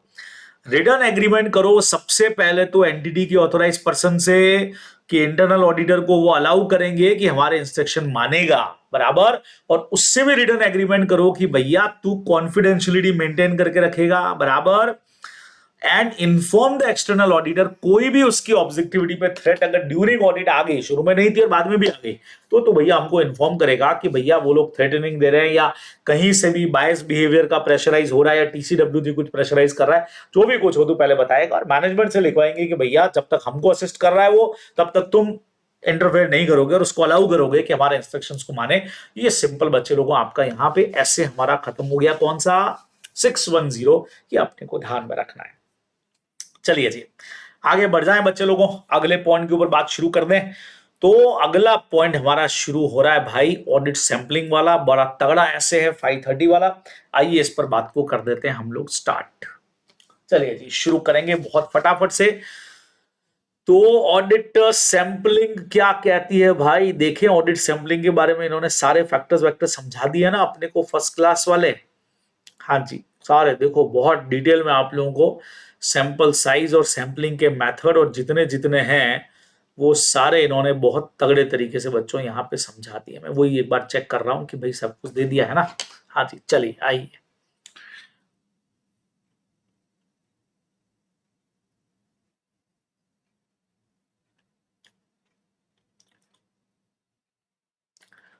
तो ऑडिट सैंपलिंग को समझिएगा बच्चे लोगों। एसए 530 हमारा ऑडिट सैंपलिंग का क्या कहता है भाई कि SA 530 becomes applicable when the auditor has decided to use sampling, पहले ही पढ़ चुके हैं, इन परफॉर्मिंग ऑडिट प्रोसीजर। और इसमें दो तरह की होगी बच्चे लोगों, स्टैटिस्टिकल और नॉन स्टैटिस्टिकल सैंपलिंग, बराबर। और ये हम करेंगे when designing and selecting the audit sample, test of control test of detail दोनों पे यूज होगी। और जो भी रिजल्ट होंगे उसको अपन इवेल्यूट करने का काम करेंगे, ठीक है। अब जो भी अपना तरीका है बच्चों, सबसे पहले आता है पॉपुलेशन जिसपे अपने को सैंपलिंग करनी है। तो सबसे पहले तो पॉपुलेशन की डेफिनेशन इंपॉर्टेंट है, इसी के ऊपर कई बार क्वेश्चन बन जाता है। Entire set of data from which a sample is selected and about which the auditor wishes to draw conclusion. तो पॉपुलेशन किसको कहते हैं भाई, वो एंटायर सेट ऑफ डेटा, अगर परचेज है तो परचेज का पूरा डेटा जिसमें से ऑडिटर सैंपल निकालेगा बराबर से, उसके बेस पे अपना कंक्लूजन ड्रॉ करेगा, ठीक है। अब ये बच्चों एप्रोप्रिएट होनी चाहिए, जो चीज मैं देख रहा हूं उसी से कनेक्टेड होना चाहिए, कंप्लीट सारे ट्रांजेक्शन आ जाने चाहिए, और हमारे पास सोर्स हमेशा रिलायबल सोर्स होना चाहिए। तीन बातें अपने को पता ही है, ये तीन क्वालिटीज इसके अंदर होनी चाहिए, ये आपको ध्यान में रखना है, ठीक है। अब सैंपलिंग प्रोसेस दो चीजों पे काम करेगा, टेस्ट ऑफ कंट्रोल। दो वर्ड फोकस करना बच्चों, टेस्ट ऑफ कंट्रोल पे जब भी प्रोसेस लगाते हैं तो हमको पता लगते हैं डेविएशंस क्या है, डिफरेंसेस क्या है फ्रॉम एक्सपेक्टेड इंटरनल कंट्रोल, जो हमने सोचा और जो निकला उसके बीच के डिफरेंस को डेविएशन बोलते हैं। और टेस्ट ऑफ डिटेल में जब हमने अकाउंट बैलेंसेस और क्लास ऑफ ट्रांजैक्शन चेक किए तो यहां आइडेंटिफाई होता है बच्चों मिस स्टेटमेंट, ये फर्क है इनका। वहां डेविएशन पता लगते हैं कि डिफरेंसेस क्या है, कैसा कंट्रोल हम सोच रहे थे और कैसा है। और आप जानते हो ये अमाउंट में नहीं होगा कभी भी, है ना। जबकि टेस्ट ऑफ डिटेल तो हमेशा अमाउंट के अंदर जाएगा कि यार 5,000 सोचा था और निकला वहां पे 6,000, तो this is called miss statement. ये अपने को फर्क दोनों में ध्यान में रखना, ठीक है। अप्रोचेस क्या है भाई, तुम लोग सब जानते हो, स्टैटिस्टिकल, नॉन स्टैटिस्टिकल, ये वो तरीका है जहां मैथमेटिकल और स्टेट्स के मेथड यूज होते हैं, बराबर। और नॉन स्टैटिस्टिकल वो है जहां पे सिर्फ प्रोफेशनल एक्सपीरियंस या जजमेंट या नॉलेज आपका काम करेगा, न ये ऑब्जेक्टिव होती है, नए साइंटिफिक होती है, अपने को ध्यान में रखना है। स्टैटिस्टिकल अगर यूज करोगे तो इसकी कुछ क्वालिटीज है बच्चों। सबसे पहला, इसमें रैंडम सैंपलिंग की टेक्निक्स हम यूज कर लेते हैं, बराबर। इसमें प्रोबेबिलिटी थ्योरी भी यूज करेंगे, ठीक है। इसमें बकायदा using of probability theory including measurement of sampling risk कैसे होगा, मेजरमेंट भी काम में आता है इसके अंदर। तो इसके अंदर हम लोग बेसिकली क्या रैंडम सैंपलिंग भी ले रहे हैं, प्रोबेबिलिटी भी ले रहे हैं, उसके अलावा मेजरमेंट ऑफ सैंपलिंग रिस्क कैसे होता है, ये सब अपन यूज करते हैं। तो ये इसकी क्वालिटीज में कवर है बच्चों, ये ध्यान में रखना है। अब देखो फैक्टर्स में इन्होंने इतनी सारी चीजें हमको बोली हुई हैं जिनकी आगे डिटेल अपन भी पढ़ने वाले हैं, ठीक है। तो इन्होंने फैक्टर्स में क्या क्या बोला है, size of the organisation under audit, size क्या है। अब वैसे अगर मैं देखूं आपसे सैंपल के ऊपर बात करूं तो अगर साइज ज्यादा है ऑर्गेनाइजेशन का तो सैंपलिंग साइज बड़ी होगी, कम है तो कम होगी। इंटरनल कंट्रोल सिस्टम बच्चों अगर ज्यादा अच्छा है तो सैंपल साइज कम होगा, नहीं तो ज्यादा होगा। Adequacy and reliability of books and records अगर ज्यादा है तो एविडेंसेस कम ही चाहिएंगे, नहीं तो अपने को मतलब सैंपल अपने को कम चाहिएगा, नहीं तो बड़ा चाहिएगा। टॉलरेबल एरर, अगर ज्यादा टॉलरेट करने की कैपेबिलिटी है कि हम मिस स्टेटमेंट को टॉलरेट कर सकते हैं तो सैंपलिंग साइज कम रखनी पड़ेगी। टॉलरेबल बिल्कुल नहीं है तो सैंपल साइज अपने को ज्यादा रखना पड़ेगा। बच्चों डिजायर कॉन्फिडेंस कितना चाहिए तुमको, तुम चाहते हो कि नहीं हमको बुक्स पे ज्यादा कॉन्फिडेंस रहे भाई, तो ज्यादा सैंपल चेक करो। पेपर करके जा रहे हो ज्यादा कॉन्फिडेंस चाहिए तो ज्यादा पढ़ के जाओ, कम कॉन्फिडेंस चाहिए तो कम पढ़ के जाओ।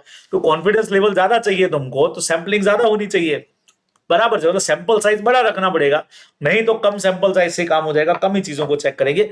ऐसा इसका मतलब है बच्चों, अपने को ध्यान में रखना है, ठीक है। नाउ स्टैटिस्टिकल सैंपलिंग के कई सारे हमारे एडवांटेजेस है बच्चों, जिसमें पहला एडवांटेज क्या कहता है, amount of testing does not increase in the proportion to the increase in the size of the area universe tested। बढ़िया चीज ये है कि हम एक जैसे परसेंटेज हमने चेक कर सेट कर लिया क्योंकि जितनी भी आइटम होंगे उसका 10% को हम चेक करेंगे। तो आइटम बढ़ते भी जाएंगे तो चेक तो अपने को 10% ही करना है, समझ रहे हैं। 100 आइटम थे तो भी 10 करेंगे, 200 आइटम है तो 10 करेंगे, तो इससे हमारा सैंपल साइज जो है वो इंक्रीज नहीं हो रहा है, उसके रेशियो में वो सेम ही जा रहा है। ठीक है, मोर ऑब्जेक्टिव होता है, आपने को पता ही है, provide a means of estimating the minimum sample size associated with the specified risk, हमको मिल जाता है यहाँ पे, एस्टिमेट मिल जाता है। और कैलकुलेटेड रिस्क यहाँ पे प्रॉपर रहेगी हमारी, provide a means of deriving calculated risk and corresponding जो सैंपलिंग एरर है वो पता लगा पाएंगे कि भाई जैसे अपन कैलकुलेट करते हैं ना कि 100 में से अगर 10 आइटम है तो प्रोजेक्शन करना कि भाई 100 में से अगर 10 गड़बड़ है तो 1000 में से 100 गड़बड़ होंगे, वो हम प्रॉपर कर पाएंगे स्टैटिस्टिकल में। May provide a better description of a large mass of data, अगर है तो कंप्लीट एग्जामिनेशन तो हम नहीं कर पाएंगे, है ना। तो कंप्लीट करें उसके बैटर में स्टैटिस्टिकल सैंपलिंग लगाया तो भी लगभग हमको रिजल्ट वही मिल जाएंगे, बेटर रिजल्ट मिल जाएंगे। और बट ऑब्वियस है ये पर्सनल बायसनेस इसमें नहीं होगी, तो ये मोर साइंटिफिक तरीके से काम करता है। ये इसके कुछ एडवांटेजेस है बच्चों जो अपने को ध्यान में रखने चाहिए। ठीक है, नाउ सैम्पलिंग प्रोसेस में आप इतने सारे पॉइंट देख रहे हो बच्चे लोगों, और इन सबका डिटेल यहां है। सबसे पहले मैं ले रहा हूं सैंपल का डिजाइन। सर डिजाइन क्या कहना चाह रहा है, वो चेक करते हैं, अभी कोई टेंशन नहीं, चेक करेंगे।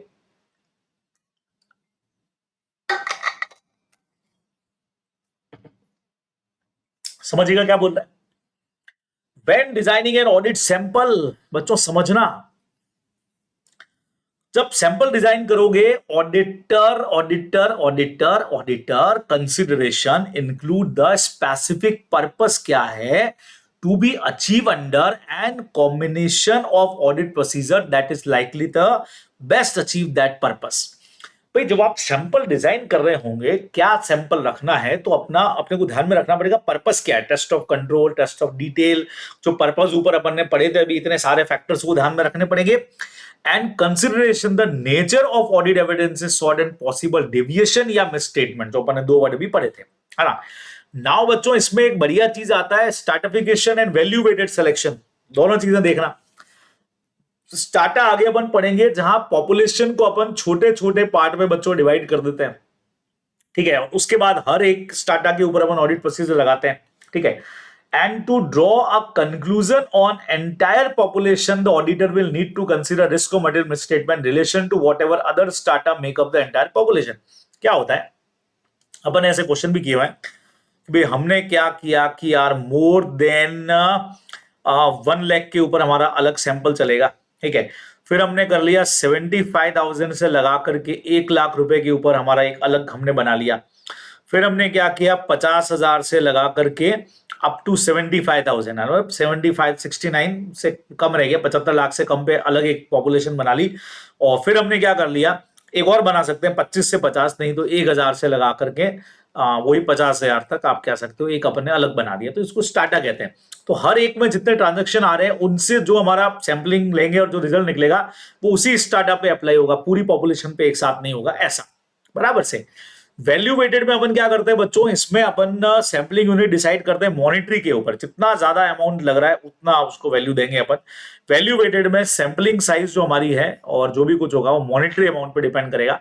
5 करोड़ का एक आइटम है और 500 का एक आइटम है, तो जिसकी मॉनिटरी वैल्यू ज्यादा होगी उसको सैंपल में अपने को इंक्लूड करना ही करना है। ये तरीका अपन जनरली काम में लेते हैं, बराबर। सैंपल, ये अपना पहला कंसेप्ट है सैंपल डिजाइन करते हुए।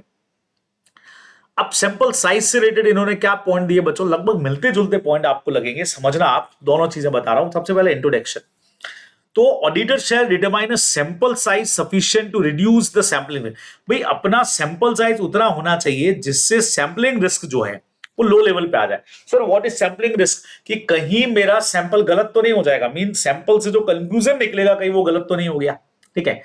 Level of sampling risk that the auditor is willing to accept affect the sample size required, and lower the risk the auditor is willing to accept, the greater the sample size will need to be, बराबर। तो auditor is willing to accept कि भाई sample size इतना चाहिए और जितना sample size मुझे required है, willing to accept the greater the sample size will need to be. अब इसमें क्या क्या डाला है बच्चों इन्होंने, सबसे पहला फैक्टर जो टेस्ट ऑफ कंट्रोल पे इफेक्ट करेंगे और जो टेस्ट ऑफ डिटेल पे इफेक्ट करेंगे जब हम सैंपल साइज डिसाइड कर रहे होंगे, समझो। Other things being equal, the greater the reliance the auditor place of operating effectiveness of internal control in the risk assessment, the greater extent of auditor test of control the sample size will increase. Sir मतलब क्या है इसका, समझिएगा, ये कह रहा है कि other things being equal the greater the Reliance, जितना ज्यादा मैं भरोसा करना चाहता हूं इंटरनल कंट्रोल पर, कितना है वो नहीं, जितना मैं भरोसा करना चाहता हूं, मैं चाह रहा हूं इंटरनल कंट्रोल पे ज्यादा भरोसा मेरा हो जाए, तो मुझे सैंपल साइज बच्चों ज्यादा रखनी ही पड़ेगी, आप लोग जानते हो।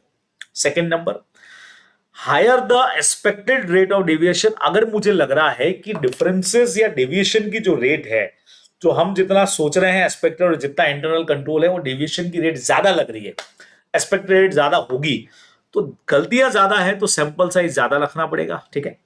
If there is an increase in the tolerable, अपन ने पहले ही कहा था, अगर टॉलरेबल रेट, ये सब पढ़ चुके हैं अपन अभी, पहले टॉलरेट करने की कैपेबिलिटी ज्यादा है क्या, ठीक है यार टॉलरेट कर लेंगे, चला लेंगे इतना हम, तो सैंपल साइज अपना डिक्रीज चलेगा। अब किसी स्टूडेंट को 40 नंबर ही चाहिए, तो टॉलरेबल रेंज उसका 60 नंबर भी कम आए तो चलेंगे, 40 लाके पास कर दो यार, तो कम पढ़ के जाएगा, यार इतना ही पढ़ के चला जाऊं, 40 आ जाए बहुत है, मुझे कहां 60 70 80 100 चाहिए, जिसको ज्यादा चाहिए वो ज्यादा पड़ेगा, है ना, ऐसा। The increase in the auditor desired level of assurance, अगर एश्योरेंस लेवल आपका ज्यादा है तो बट ऑब्वियस है आपको सैंपल साइज ज्यादा रखनी पड़ेगी, कम है तो कम रखना पड़ेगा बच्चों, कि अपने को ध्यान में रखना है। ठीक है। सेम ऐसे ही बच्चों टेस्ट ऑफ डिटेल्स से रिलेटेड भी हमारे कुछ पॉइंट हैं, ठीक है, जिसमें जो भी बैलेंसेस है, अकाउंट बैलेंसेस है, P&L के जो हमारा आइटम्स है, बैलेंस शीट के जो आइटम्स है ना, और डिस्क्लोजर्स, उनसे रिलेटेड है ये। पहला नंबर बच्चे लोगों, अगर ROMMH ज्यादा अपने को दिख रहा है तो बट ऑब्वियस है सैंपल साइज भी ज्यादा होगी। ठीक है। अगर आप सब्सटेंटिव प्रोसीजर पे ज्यादा भरोसा करना चाह रहे हैं, the more the auditor is relying on other substantive procedure, तो सैंपल साइज अपने को कम रखना पड़ेगा। अगर अदर ऑडिट प्रोसीजर पे भरोसा ज्यादा कर रहे हो, टेस्ट ऑफ डिटेल्स पे, तो आपको ये कम ही रखना पड़ेगा, दिखती बात है। ठीक है। Increase in the auditor desired level of assurance that tolerable misstatement is not exceed by actual misstatement, वही हो गया अपना, टॉलरेबल मिसस्टेटमेंट ज्यादा नहीं होना चाहिए, ज्यादा टॉलरेट नहीं करेंगे अपन बच्चों, तो इंक्रीज करना पड़ेगा सैंपल साइज, और टॉलरेट करने की कैपेबिलिटी में हो तो डिक्रीज कर दो। ठीक है। आ भी गया देखो, increase in the tolerable misstatement will decrease the sample size. Greater the amount of misstatement, जितना अपने को ज्यादा लग रहा है बच्चों कि भाई मिस, जैसे वहां डिविएशन ज्यादा लग रहा था, वैसे मिसस्टेटमेंट के चांसेस ज्यादा लग रहे हैं, तो सैंपल साइज बढ़ा दो। ठीक है। Now when strata of the population is appropriate, then sample size will decrease. जो अपन ने डिवाइड किए थे ना स्टाटा, अगर वो अप्रोप्रिएट लग रहा है तो कम कम ही सैंपल लेने पड़ेंगे अपने को हर एक में से, तो ये अपने को कुछ पॉइंट्स बच्चे लोगों को ध्यान में रखने पड़ेंगे। ठीक है। सैंपल सिलेक्शन के मेथड्स तो यार तुम लोगों को सबको बहुत बढ़िया तरीके से आते हैं, अच्छी तरह से जानते हो इन मेथड्स को। आइए इन मेथड्स के ऊपर भी अपन बात कर लेते हैं बहुत फटाफट से।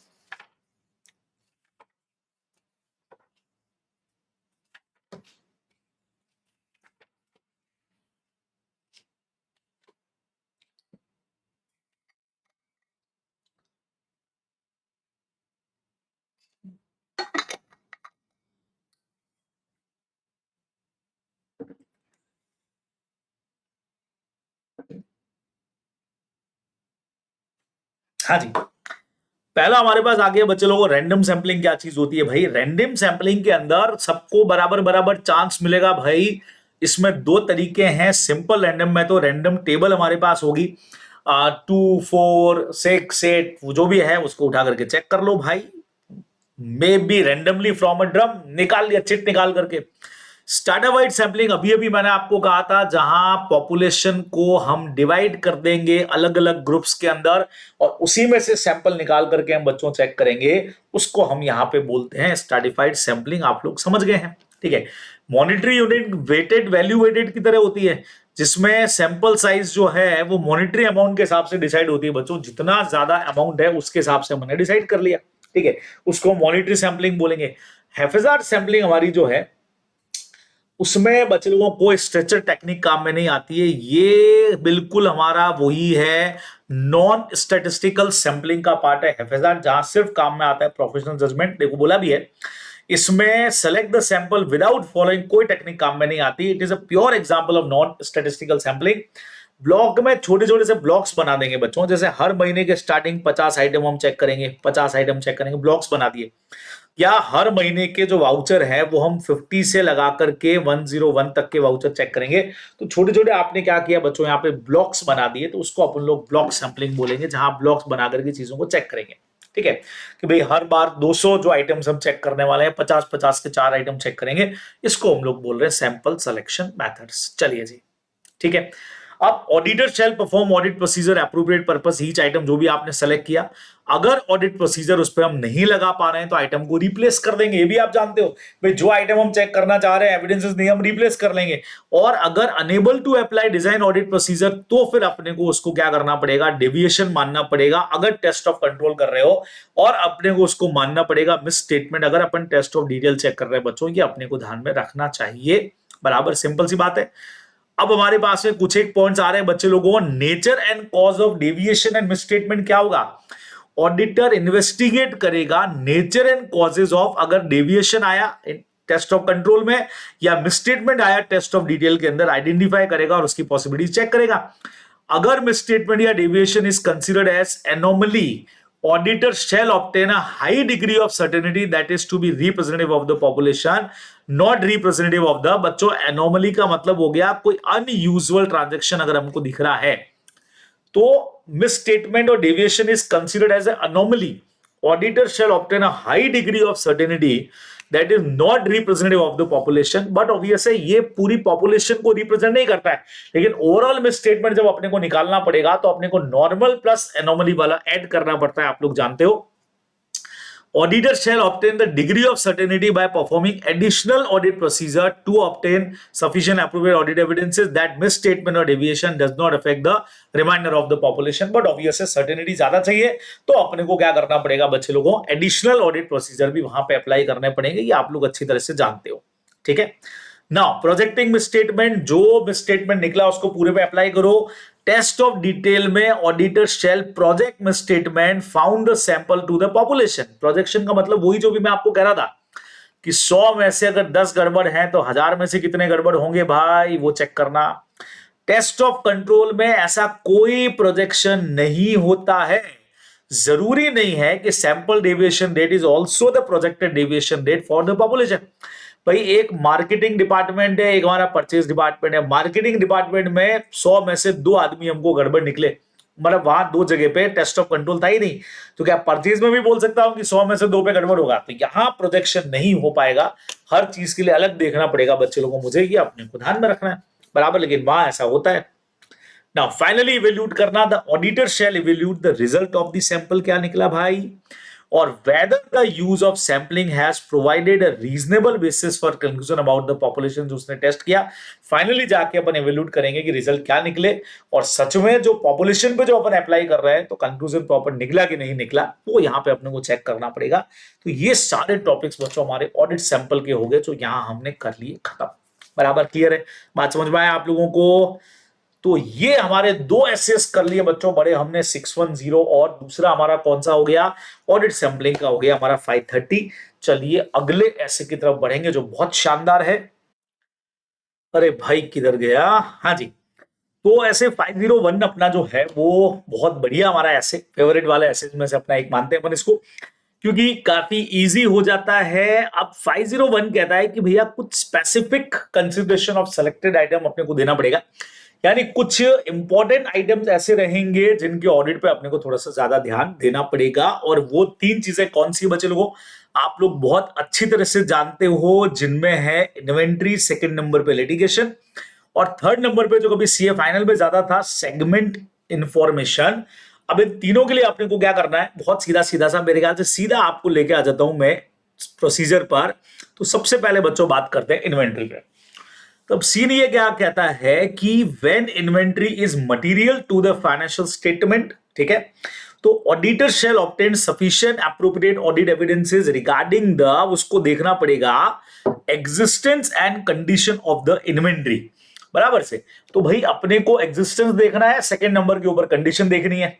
अब उसके लिए क्या करना पड़ेगा, attendance at physical inventory counting. अपन ने बहुत जगह पे इस पॉइंट को देखा है कि भी उसको खाली ऑब्जर्वेशन करना है, तो फिजिकल इन्वेंट्री काउंटिंग पे उसको अटेंड होना है। Performing audit procedure over the entities final inventory record to determine whether they accurately reflect actual inventory count results. Symbol हो गया भाई, ऑडिट प्रोसीजर लगाना है जिससे पता लग जाए कि भाई जो रिकॉर्ड्स मेंटेन हो रहे हैं और जो एक्चुअल के अंदर है वो प्रॉपरली बराबर है या नहीं है, नाउ अब अपना जो पॉइंट आया था attendance at physical inventory counting, उसमें क्या करना है बच्चे लोगों को, उसमें क्या इंक्लूड रहेगा, इट इन्वॉल्व, ठीक है, कंसेप्ट को समझना, इंस्पेक्टिंग इन्वेंट्री, ये देखो भाई, inspecting inventory to ascertain existence and evaluate its condition and performing test count. भाई हमने इन्वेंट्री इंस्पेक्ट कर लिया, बराबर, एग्जिस्टेंस अपने को पता लग गया, और कुछ चीजों की टेस्ट काउंटिंग करके अपन देख सकते हैं। अच्छा, अपना सबसे मेन काम होता है ऑब्जर्व करना compliance with the management instruction, कि भाई मैनेजमेंट के जो इंस्ट्रक्शन थे काउंटिंग के लिए वो फॉलो हो रहे कि नहीं हो रहे हैं, बराबर से।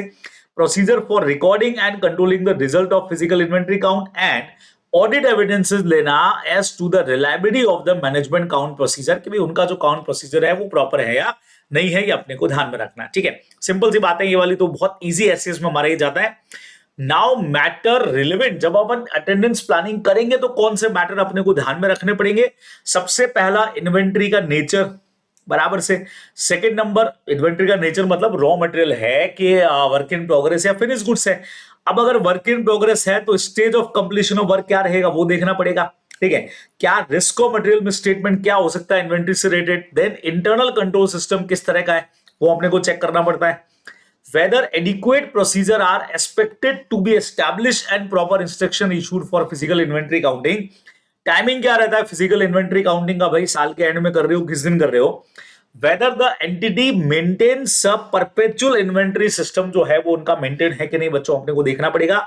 एंड देन नेक्स्ट पॉइंट पे आपने को क्या देखना पड़ता है, location eight which the inventory is held including the materiality of inventory and risk of material statement at different location.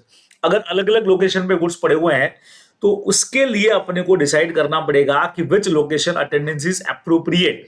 आपको याद हो तो अपन ने चीज पढ़ी हुई चीज है कि कई बार थर्ड पार्टी के पास, जॉब वर्कर के पास स्टॉक या गुड्स हो सकता है, ठीक है ना। Whether the assistance of an auditor expert is needed, क्या कुछ गुड्स का टाइप ऐसा है कि अपने को एक्सपर्ट की रिक्वायरमेंट होगी क्या। तो मैंने आपको हमेशा एक एग्जांपल दिया था कि हम सीमेंट फैक्ट्री के ऑडिट के लिए जब गए, जेके वाइट सीमेंट के लिए, तो वहां हमको अब कौन सा मटेरियल काम में आता है, या तो उसका नॉलेज लेके जाएं या फिर एक्सपर्ट की अपने को मदद लेनी पड़ेगी। सिंपली अपने को ध्यान में रखना है। फिर इतनी चीजों के बाद हमारा कंसेप्ट क्या कहता है, physical inventory counting conducted other than the date of the financial statement. अब फाइनेंशियल स्टेटमेंट की डेट के अलावा और किसी दिन पे अगर इन्वेंट्री काउंटिंग हो रही है तो perform audit procedure to obtain audit evidences about whether change in inventory between the जो काउंट डेट है and the date of financial statement are properly recorded. भाई फाइनेंशियल स्टेटमेंट अपना 31/3 मान लीजिए 24 को खत्म हो गया और इन्वेंट्री काउंटिंग हमारी 10/4/2024 को हो रही है, तो यहां से यहां तक के रिकॉर्ड्स को ध्यान में रख के फिर अपने को फाइंड आउट करना पड़ेगा कि उस दिन स्टॉक की पोजीशन क्या रही होगी। कर तो हम इस दिन रहे, है ना।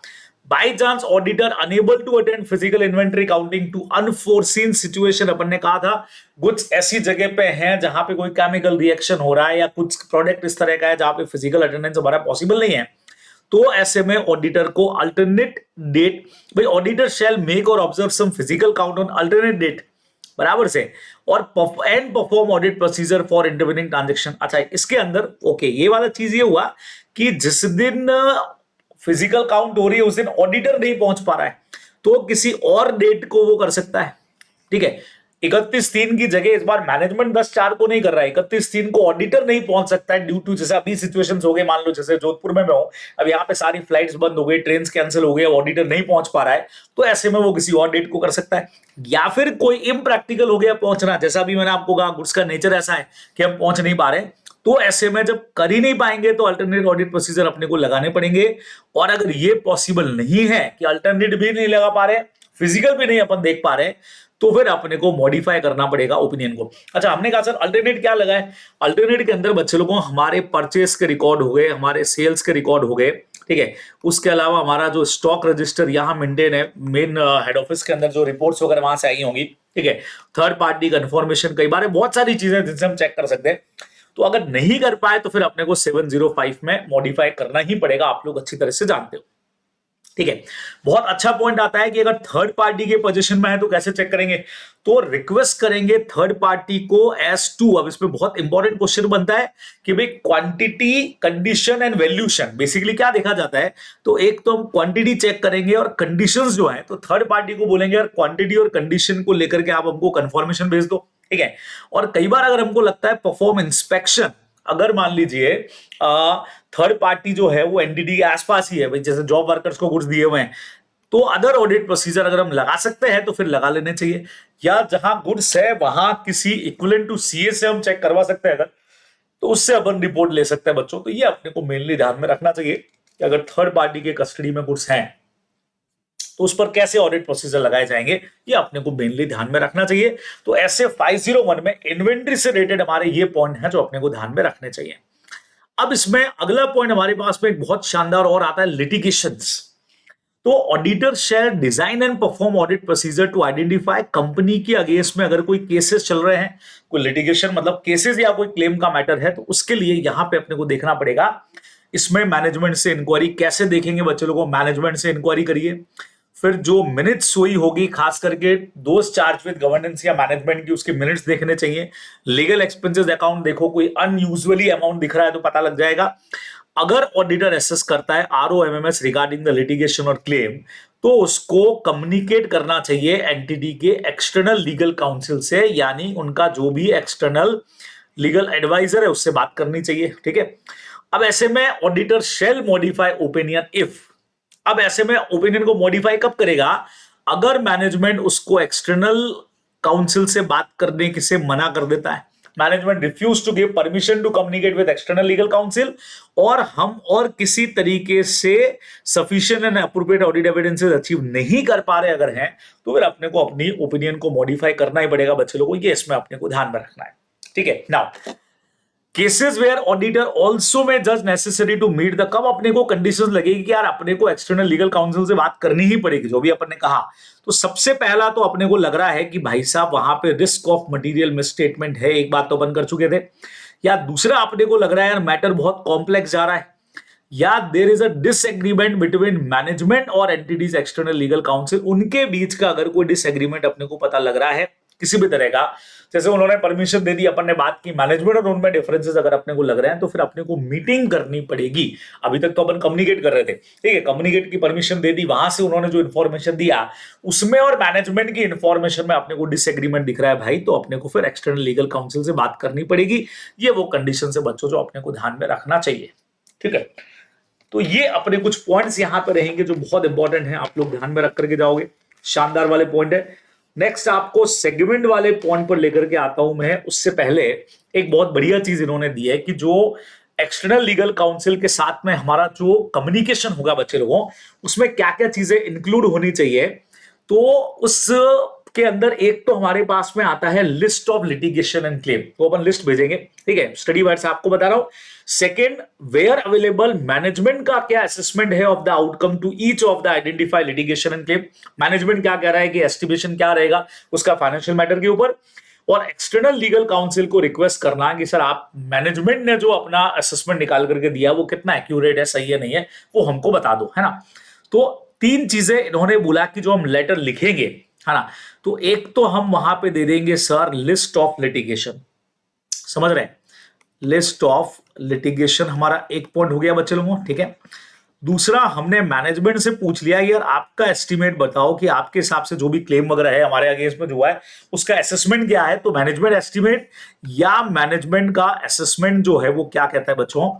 और थर्ड पार्टी से जो हमारा एक्सटर्नल लीगल काउंसिल है उसको बोलेंगे कि मैनेजमेंट का जो असेसमेंट है उसको एक बार आप कंफर्म कर दो कि भाई ये बराबर किया है कि नहीं किया है, ये चीज अपने को करना चाहिए बच्चे लोगों को। तो ये मेन पॉइंट है जो आप लोग ध्यान में रखोगे। कुछ पॉइंट एक्स्ट्रा इसके अंदर अपन ने देख लिए, ये आपको ध्यान रखना ना। व्हाट इज सेगमेंट इंफॉर्मेशन बच्चों, सेगमेंट का यहाँ पे क्या मतलब हुआ कि भाई एंटिटी के जो अलग अलग आप कह सकते हो डिपार्टमेंट्स टाइप हो गए, तो देखो डेफिनेशन अपन पढ़ते हैं, information about different type of product and services of an enterprises and its operation in different geographical areas। मैंने आपको कहा ना अलग अलग टाइप के आप प्रोडक्ट बना रहे हो तो अलग अलग आपके क्या हो गए, सेगमेंट्स हो गए। आज जैसे आईटीसी है तो आईटीसी एक तरफ टोबैको प्रोडक्ट भी बना रही है, एक तरफ रजिस्टर्स भी बना रही है, मतलब स्टेशनरी बना रही है, एक तरफ वो एफएमसीजी प्रोडक्ट्स बना रही है, एक तरफ मान लीजिए जैसे आशीर्वाद आटा भी बना रही है, सनपीस के बिस्किट भी बना रही है। तो अलग अलग तरह की चीजें हो गई, ठीक है, आइसक्रीम्स भी बना रही है, तो अलग अलग पॉइंट्स हो गए। तो दीज आर कॉल्ड सेगमेंट। तो obtaining sufficient appropriate audit evidences regarding the presentation and disclosure of segment information by सबसे पहले obtaining understanding of the method used by management in determining segment information by evaluating whether such method are likely to result in disclose in accordance with applicable FRF, testing the application of such methods are appropriate, ये अपने को देखना पड़ेगा। Sir मतलब क्या हुआ इसका? बच्चों मैनेजमेंट का तरीका क्या है कि वो सेगमेंट इंफॉर्मेशन को कैसे शो करते हैं, ठीक है। तो प्रॉपर डिस्क्लोजर एफआरएफ का है कि नहीं है वो चीज अपने को चेक करना पड़ेगा। परफॉर्म एनालिटिकल प्रोसीजर और अदर ऑडिट प्रोसीजर जो भी अपने को लगाना है लगानी पड़ेंगे, अपने को पता है, ठीक है। Now auditor responsibility regarding the presentation and disclosure of segment information में अपने पास दो चीजें आएंगी बच्चों। सबसे पहला auditor responsibility in relation to financial statement taken as a whole, पूरा फाइनेंशियल स्टेटमेंट ओवरऑल अपने को चेक करना है, मतलब ऑल सेगमेंट को इंक्लूड करके। And auditor is not required to perform audit procedure that would be necessary to express an opinion on the segment information presented on A stand alone basis. समझ रहे हैं? तो हम जो करेंगे वो कंबाइंड देने वाले हैं। आप समझ रहे हैं मेरी बात को? अगर अपन ऑडिट कर रहे हैं तो कंबाइंड लेवल के ऊपर जितना सेगमेंट है कहीं पर भी हम on a stand alone basis पे देने के लिए बाउंड नहीं है। Auditor is not required to perform audit procedure would be necessary to express an opinion on the segment information presented on a stand alone, मतलब हर सेगमेंट का अलग अलग नहीं, ओवरऑल कंबाइंड जो है उसके ऊपर हम लोग उसी की हम ऑडिट भी कर रहे हैं। ऊपर बोला है देखो, उसका रेस्पॉन्सिबिलिटी जाएगा एज अ होल भी, और जो अपनी ओपिनियन देगा वो भी एज अ होल पे ही कंबाइंडली सारे सेगमेंट्स पर देने वाला है बच्चों। ये अपने को मेनली सेगमेंट वाले पॉइंट पे ध्यान में रखना चाहिए। तो ये अपना छोटा सा कंसेप्ट जो आप लोग ध्यान रखेंगे। चलिए अगला ऐसे आ गया बच्चों हमारा 505 बाई 505 पे बात करना पड़ेगा। एक्सटर्नल कंफर्मेशन सबसे इजी वाले एसेस में कवर होता है। ऑडिट एविडेंसेस ऑब्टेन बराबर as a direct return response to the auditor from a third party, फिर वो चाहे पेपर फॉर्म में हो चाहे इलेक्ट्रॉनिक या और किसी मीडियम में, डायरेक्ट डेफिनेशन है, ठीक है। Audit evidences obtain as a direct return response from to the auditor from a third party, चाहे पेपर या इलेक्ट्रॉनिक या और किसी फॉर्म में हो। आप डेफिनेशन में बच्चे लोगों आप लोग सब जानते हो।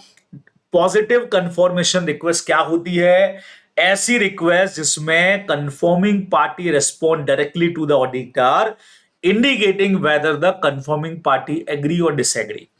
तो हम कहते हैं कि भाई आप चाहे एग्री कर रहे हो चाहे डिसएग्री कर रहे हो, जो इंफॉर्मेशन हम आपसे चाह रहे हैं, चाहे हमने जो आपको इंफॉर्मेशन दिया उससे आप एग्री हो डिसएग्री हो, हमको बताइएगा। This is called positive. तो जहां हमको लग रहा है कि यार ज्यादा रिलायबिलिटी चाहिए वहां पॉजिटिव, ठीक है। Request that the confirming party respond directly to the auditor, लेकिन सिर्फ कब? जब वो डिसएग्री करे, लेकिन ये लेस रिलायबल हो जाएगी क्योंकि कभी उन्होंने नो रिप्लाई दिया तो हम लोग मान लेंगे कि कहीं नेगेटिव वाली भेजी और रिप्लाई उन्होंने दिए नहीं, यार कौन दे, तो हम तो एग्रीमेंट मान लेंगे, जबकि हो सकता है डिसएग्रीमेंट हो। ऐसा failure to confirming party to respond to a positive confirmation, उसने जवाब ही नहीं दिया, ठीक है, या कंफर्मेशन रिक्वेस्ट रिटर्न अनडिलीवर, भाई पॉजिटिव हमने मांगी थी उसका जवाब ही नहीं है, नो रेस्पॉन्स, ठीक है, या कंफर्मेशन रिक्वेस्ट जो हमारी थी वो अनडिलीवर होकर के वापस आ गई है। एक्सेप्शन क्या कहता है? A response that indicate a difference between information requested to be confirm और content in the entities record and information provided by the confirming party. मतलब ये दिस इज कॉल्ड डिफरेंसेस। जो इंफॉर्मेशन हमने रिक्वेस्ट किया confirm करने के लिए और वहां से जो आया उनके बीच में अगर डिफरेंसेस दिख रहा है तो अपने को फर्दर ऑडिट प्रोसीजर पे जाना ही पड़ेगा, अपने को पता है, ठीक है। तो external confirmation procedure adopted by the auditor to obtain audit evidences determining the information be confirm, selecting the, अब इसमें करना क्या पड़ेगा? कौन सी इंफॉर्मेशन कंफर्म करवानी है, एप्रोप्रिएट पार्टी कौन सी होगी, डिजाइन कैसे करेंगे रिक्वेस्ट का, और सेंड कैसे करनी है, और बाद में फॉलो अप भी करना कि सही पहुंचा कि नहीं पहुंचा बच्चों। ये सारा काम भी ऑडिटर को करना पड़ेगा। इस पूरे के पूरे प्रोसेस में आप लोग ध्यान में रखने वाले हो, ठीक है। अब बाय चांस मैनेजमेंट अगर मना कर दे ऑडिटर को कि भाई साहब ये कंफर्मेशन रिक्वेस्ट हम आपको नहीं भेजने देंगे, तो ऑडिटर क्या करे बच्चों? सबसे पहले तो हम मैनेजमेंट का रीजन समझेंगे रिफ्यूजल का, ठीक है, कि भाई रीजनेबलनेस कितना है। कई बार मैनेजमेंट ये कहता है यार इससे हमारी रेपुटेशन डाउन हो जाएगी, या अब ने क्वेश्चन किया था थर्ड पार्टी के साथ हमारा केस चल रहा है जो फाइनल स्टेज पे है, अब अगर आपने ऐसी कोई इंक्वायरी की तो अननेसेसरी हम ट्रबल में आएंगे, ऐसा कुछ। Second number, evaluate the implication क्या होगा मैनेजमेंट के रिफ्यूजल का हमारे असेसमेंट के ऊपर, आरओएमएमएस के ऊपर। फिर अगर अल्टरनेट ऑडिट प्रोसीजर हमको लगा वो रीजनेबल है तो अल्टरनेट ऑडिट प्रोसीजर लगा करके हम एविडेंसेस को कलेक्ट करेंगे। बच्चों को अपने को ध्यान में रखना है, ठीक है। और अच्छा, नेगेटिव के बारे में अलग से बोल दिया, अगर लग रहा है कि कहीं से भी कुछ एबल नहीं है तो फिर अपने को ओपिनियन को मॉडिफाई करना ही पड़ेगा, ये अपने को ध्यान में रखना। नेगेटिव कंफर्मेशन को अलग से दिया, ये मैंने आपको पहले ही कहा था, लेस परसुएसिव ऑडिट एविडेंसेस हैं इन कंपैरिजन विद पॉजिटिव, ज्यादा भरोसेमंद नहीं है, कम है। ऑडिटर ये कब करता है, जब auditor has assess the risk of material misstatement बहुत लो लेवल के ऊपर ही है बच्चों, ज्यादा नहीं है, और इंटरनल कंट्रोल सिस्टम आपका बहुत मजबूत है, तो फिर हमको ज्यादा इतना स्ट्रॉन्ग वाला सामने वाले से एविडेंस नहीं चाहिए, तो ये हम काम में ले सकते हैं। जहां पे हमको लग रहा है कि पॉपुलेशन ऑफ आइटम जो है वो लार्ज नंबर के लेकिन स्मॉल आइटम है, होमोजीनियस है, तो इतने सारे किससे पूछेंगे, तो नेगेटिव है यार, मिले तो मिले, नहीं भी चलेगा। या हमको लग रहा है लो एक्सपेक्टेशन रेट है, एक्सेप्शन रेट है बच्चों, मतलब बहुत रेयर चांस है कि डिफरेंसेस हमको मिलेंगे, एक्सेप्शन अपने वर्ड पढ़ा था ना, तो भी अपन ये काम में लेते हैं। या auditor is not aware of the circumstances और condition that would cause recipient of negative confirmation request to disregard such request, बराबर। भाई हम इससे अवेयर नहीं है कि सामने वाला हमारी बात को तवज्जो देगा, नहीं देगा, डिसरिगार्ड करेगा, रिगार्ड करेगा, जो भी है, तो फिर नेगेटिव वाली अपन भेज देते हैं कि भाई अगर आपका नहीं मैच करे तो हमको जवाब देना, मैच कर जाए तो जवाब मत देना। इन सब में हम नेगेटिव कंफर्मेशन यूज करते हैं बच्चों को, तो ये अपने को मेनली इस ऐसे में ध्यान में रखना चाहिए। बराबर से क्लियर बात समझ में आया। तो ये हमारा छोटा सा ऐसे बढ़िया वाला बच्चों, सबसे शानदार, सबसे इजी वाला ऐसे 505 यहाँ पे खत्म हो जाएगा, जो हर चैप्टर में कहीं ना कहीं अपने यूज में आने वाला है, आप लोग ध्यान में रखोगे। चलिए अगला आ रहा है बच्चों को ओपनिंग बैलेंसेस।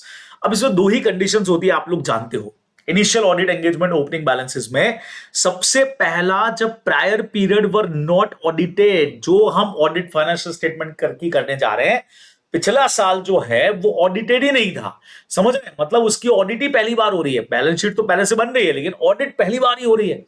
या financial statement for the period were audited by a predecessor auditor बच्चों, यानी पिछले साल के ऑडिटर हम नहीं थे, भाई हमको अपॉइंट किया है 25-26 का मान लो ऑडिट करने के लिए, लेकिन बुक्स तो उनकी 24-25 के अंदर भी बनी थी। जरूरी नहीं है कि कंपनी ऑडिट की बात हो रही हो, भाई पिछले साल आप ऑडिट की लिमिट पे थे ही नहीं तो नहीं हुई होगी, ठीक है, लेकिन बुक्स तो बनी थी, तो ऑडिट इस बार फर्स्ट टाइम हो रही है मे बी।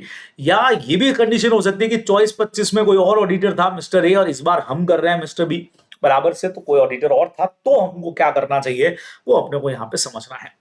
ओपनिंग बैलेंसेस का मतलब बच्चों, जो साल के शुरुआत में बैलेंस मेंटेन है या पिछले साल के एंड में जो बैलेंस था उसको हम बोलेंगे इस साल का ओपनिंग बैलेंसेस, ठीक है। प्रेडेसर ऑडिटर कौन होता है, जो डिफरेंट ऑडिट फर्म का ऑडिटर है, जिसने प्रीवियस ईयर का प्रायर पीरियड का ऑडिट उसने किया, जिसको हमने रिप्लेस किया अभी आकर के, उसको हम प्रेडेसर ऑडिटर बोलते हैं। बहुत सिंपल सा हमारा कंसेप्ट है।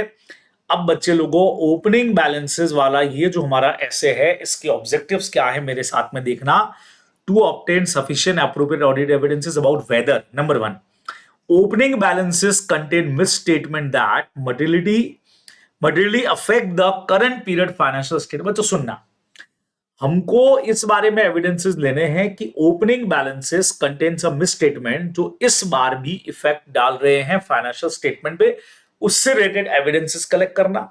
Second number, accounting policies appropriate है कि नहीं है, पिछले साल से इस साल की कंसिस्टेंटली फॉलो हो रही है कि नहीं हो रही है, कि डेप्रिसिएशन का अगर आपने पिछली बार डब्ल्यूडीवी लगाया तो इस बार भी डब्ल्यूडीवी यूज कर रहे हो, और बाई चांस अगर चेंज किया है तो उसको प्रॉपरली आपने प्रेजेंट एंड डिस्क्लोज किया है। दो चीजें हमको देखनी है, पिछली बार का मिसस्टेटमेंट कहीं इस बार इफेक्ट डाल रहा है क्या, अकाउंटिंग पॉलिसी कंसिस्टेंटली फॉलो हो रही है कि नहीं हो रही, अगर चेंज है तो उसको आपने डिस्क्लोज किया या नहीं किया है, ठीक है बच्चों सुनना।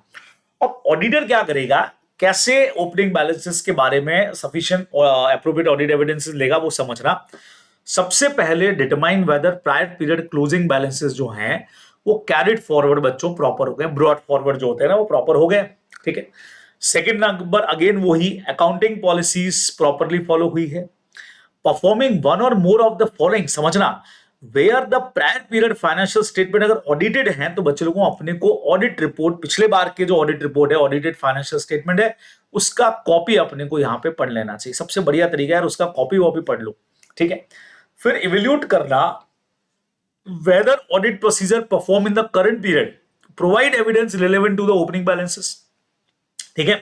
और कुछ स्पेसिफिक ऑडिट प्रोसीजर अपने को लगाने चाहिए रिगार्डिंग द ओपनिंग बैलेंसेस। समझो, अब ऐसे में ऑडिटर को करना क्या है, सबसे पहले तो पिछले साल के बैलेंसेस इस बार कैरिड फॉरवर्ड प्रॉपर है कि नहीं है, ब्रॉड फॉरवर्ड जिसको अपन कहते हैं, अकाउंटिंग पॉलिसी कंसिस्टेंट है। फिर पिछले साल अगर ऑडिट हो रखी है तो ऑडिटेड फाइनेंशियल स्टेटमेंट चेक कर लेने चाहिए, और कुछ ओपनिंग बैलेंसेस पे अपने को ऑडिट प्रोसीजर लगा करके देख लेने चाहिए, जो अपन देख सकते हैं। जो नहीं देख पाएंगे उसके लिए रिटर्न रिप्रेजेंटेशन लेंगे, है ना, अदरवाइज अपने को देख लेना चाहिए। अब procedure adopted by auditor to obtain audit evidences regarding the opening balances, बच्चों समझना, सबसे पहला nature and extent of audit procedure, ये किस पर डिपेंड करेगा। सबसे पहला बच्चे लोगों, अकाउंटिंग पॉलिसीज क्या है आपकी। Second number, nature of account balances, class of transaction and risk of material statement कितना है वो देखना पड़ेगा। Significance of the opening balance related to the current period financial statement, opening का करंट से कोई कनेक्शन है क्या, कई सालों के कनेक्शन होंगे, कई के नहीं होंगे, खत्म ही हो जाएंगे। Where the prior period financial statement were audited or not, ये अपने को देखना पड़ेगा। फर्स्ट टाइम ऑडिट हो रही है, पिछली बार ऑडिट थी, सुनना। अब बाई चांस अगर prior period financial statement audited by the predecessor auditor, तो जैसा आपको मैंने कहा था, सबसे पहले फाइनेंशियल स्टेटमेंट का कॉपी पढ़ लो। able to obtain regarding the opening balances by pursuing the copies of audited financial statement, और जो भी रिलेटेड डॉक्यूमेंट है वो अपने को सारे पढ़ लेने चाहिए बच्चे लोगों को, सीधा सा तरीका है, ठीक है। अच्छा, करंट एसेट एंड लायबिलिटीज के लिए क्या तरीका काम में आएगा देखना। For current asset and liabilities some audit evidences about opening balances अपने को ऑब्टेन कर लेना चाहिए। ये मैं आपको पहले मतलब पिछले पेज पे सारी बात आ चुकी है, समराइज फॉर्म में आप लिख सकते हो कि भाई जो भी अगर हम ऑडिट प्रोसीजर अगर कुछ ओपनिंग बैलेंसेस पे लगा सकते हैं तो अपने को वो लगा लेने चाहिए। उसके अलावा एडिशनल ऑडिट प्रोसीजर हम क्या लगाने वाले हैं वो भी समझिएगा। एडिशनल वाले में observing current physical inventory count and recounting to the opening inventory count. भाई करंट फिजिकल देख लो और उससे ओपनिंग वाली चेक हो जाएगी, करंट ईयर के परचेज सेल वगैरह सब हटाओगे तो ओपनिंग वाला चेक हो जाएगा, ठीक है। Audit procedure on the valuation of the opening inventory counting और performing audit procedure on GP और कट ऑफ रेट्स वगैरह अपन चेक कर सकते हैं। ये अपने पास कुछ तरीके काम में आते हैं। ये तो बच्चों करंट एसेट और लायबिलिटीज। जैसे नॉन करंट एसेट और लायबिलिटीज जो बैलेंस शीट वगैरह के आइटम, मतलब पीएनएल वगैरह, सॉरी लैंड एंड बिल्डिंग की हम इसकी बात कर रहे हैं, तो such property plant and equipment PP हो गया, इन्वेस्टमेंट लॉन्ग टर्म डेब्ट, ठीक है। Some audit evidences may be obtained by examine accounting record and other information underlying the opening balances, ठीक है। अब प्लांट एंड मशीनरी वगैरह के लिए तो बट ऑब्वियस है जो ओपनिंग में पड़ा हुआ है उसके लिए अभी भी अपन बुक्स वगैरह देखेंगे तो अपने को आइडिया लग जाएगा। In certain cases auditor may be able to obtain audit evidences regarding opening balances through confirmation with a third party. उससे भी अपन कंफर्मेशन ले सकते हैं, जैसे बैंक के पास में कुछ मॉर्गेज वगैरह पड़ा हुआ है तो बैंक से अपन ने कंफर्मेशन ले लिया, ये भी अपन बच्चों इस्तेमाल कर सकते हैं। ये अपने को सिंपली ध्यान में रखना चाहिए, ठीक है। Now consistency of accounting policy relating to opening balances. अगर ऑडिटर को लगता है कि current period accounting policies are not consistently applied या चेंज हुआ है तो आपने उसको डिस्क्लोज नहीं किया है, तो उसको फिर क्वालिफाइड ओपिनियन या एडवर्स ओपिनियन जैसा भी ठीक लगता है उसको फॉलो करना पड़ेगा, ठीक है। अब रिपोर्टिंग क्या करना है बच्चों, समझना, बहुत सिंपल बात बोली है। अगर ऑडिटर को लगता है कि वो अनेबल है to obtain sufficient appropriate audit evidences regarding opening balances तो क्वालिफाइड या डिस्क्लेमर देगा, ठीक है। अगर उसको लगता है कि यार मिसस्टेटमेंट है लेकिन प्रॉपरली आपने अकाउंट या एडिक्वेटली उसको डिस्क्लोज नहीं किया है तो भी क्वालिफाइड या एडवर्स। अब देखो क्या होगा कि जिनको अब इस लेवल पे आप लोग जब एविडेंसेस मिल ही नहीं रहे तो आप जानते हो क्वालिफाइड अगर है या फिर डिस्क्लेमर देंगे। एविडेंसेस मिल रहे हैं लेकिन गलत लग रहे हैं तो फिर आप एडवर्स दोगे। तो ये इस लेवल पे मैं आपको कह सकता हूं, अगर बहुत प्राइमरी लेवल पे अपन पढ़ रहे होते तो मैं बच्चों को सिर्फ इतना कहता बेटा दोनों में लिख के आना शेल एक्सप्रेस है क्वालिफाइड ओपिनियन क्वालिफाइड ओपिनियन। पर आप इस लेवल पे हो कि आप जानते हो कि अगर अनेबल टू ऑब्टेन है तो क्वालिफाइड के साथ डिस्क्लेमर आएगा।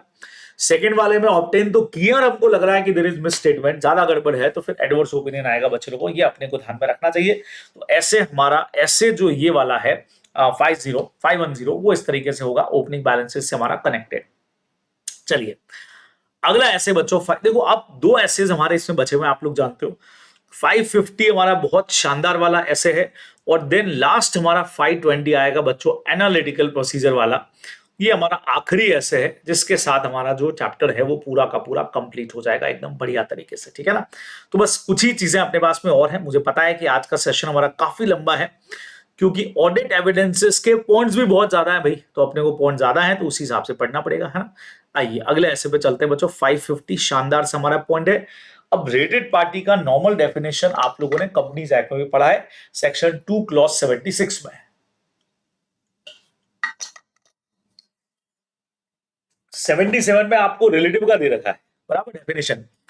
तो स्कोप क्या कहता है कि यार which deals with the auditor responsibility regarding related party relationship, क्योंकि सबसे ज्यादा कई बार सेंसिटिव यही होता है, transaction when performing audit of financial statement बराबर से।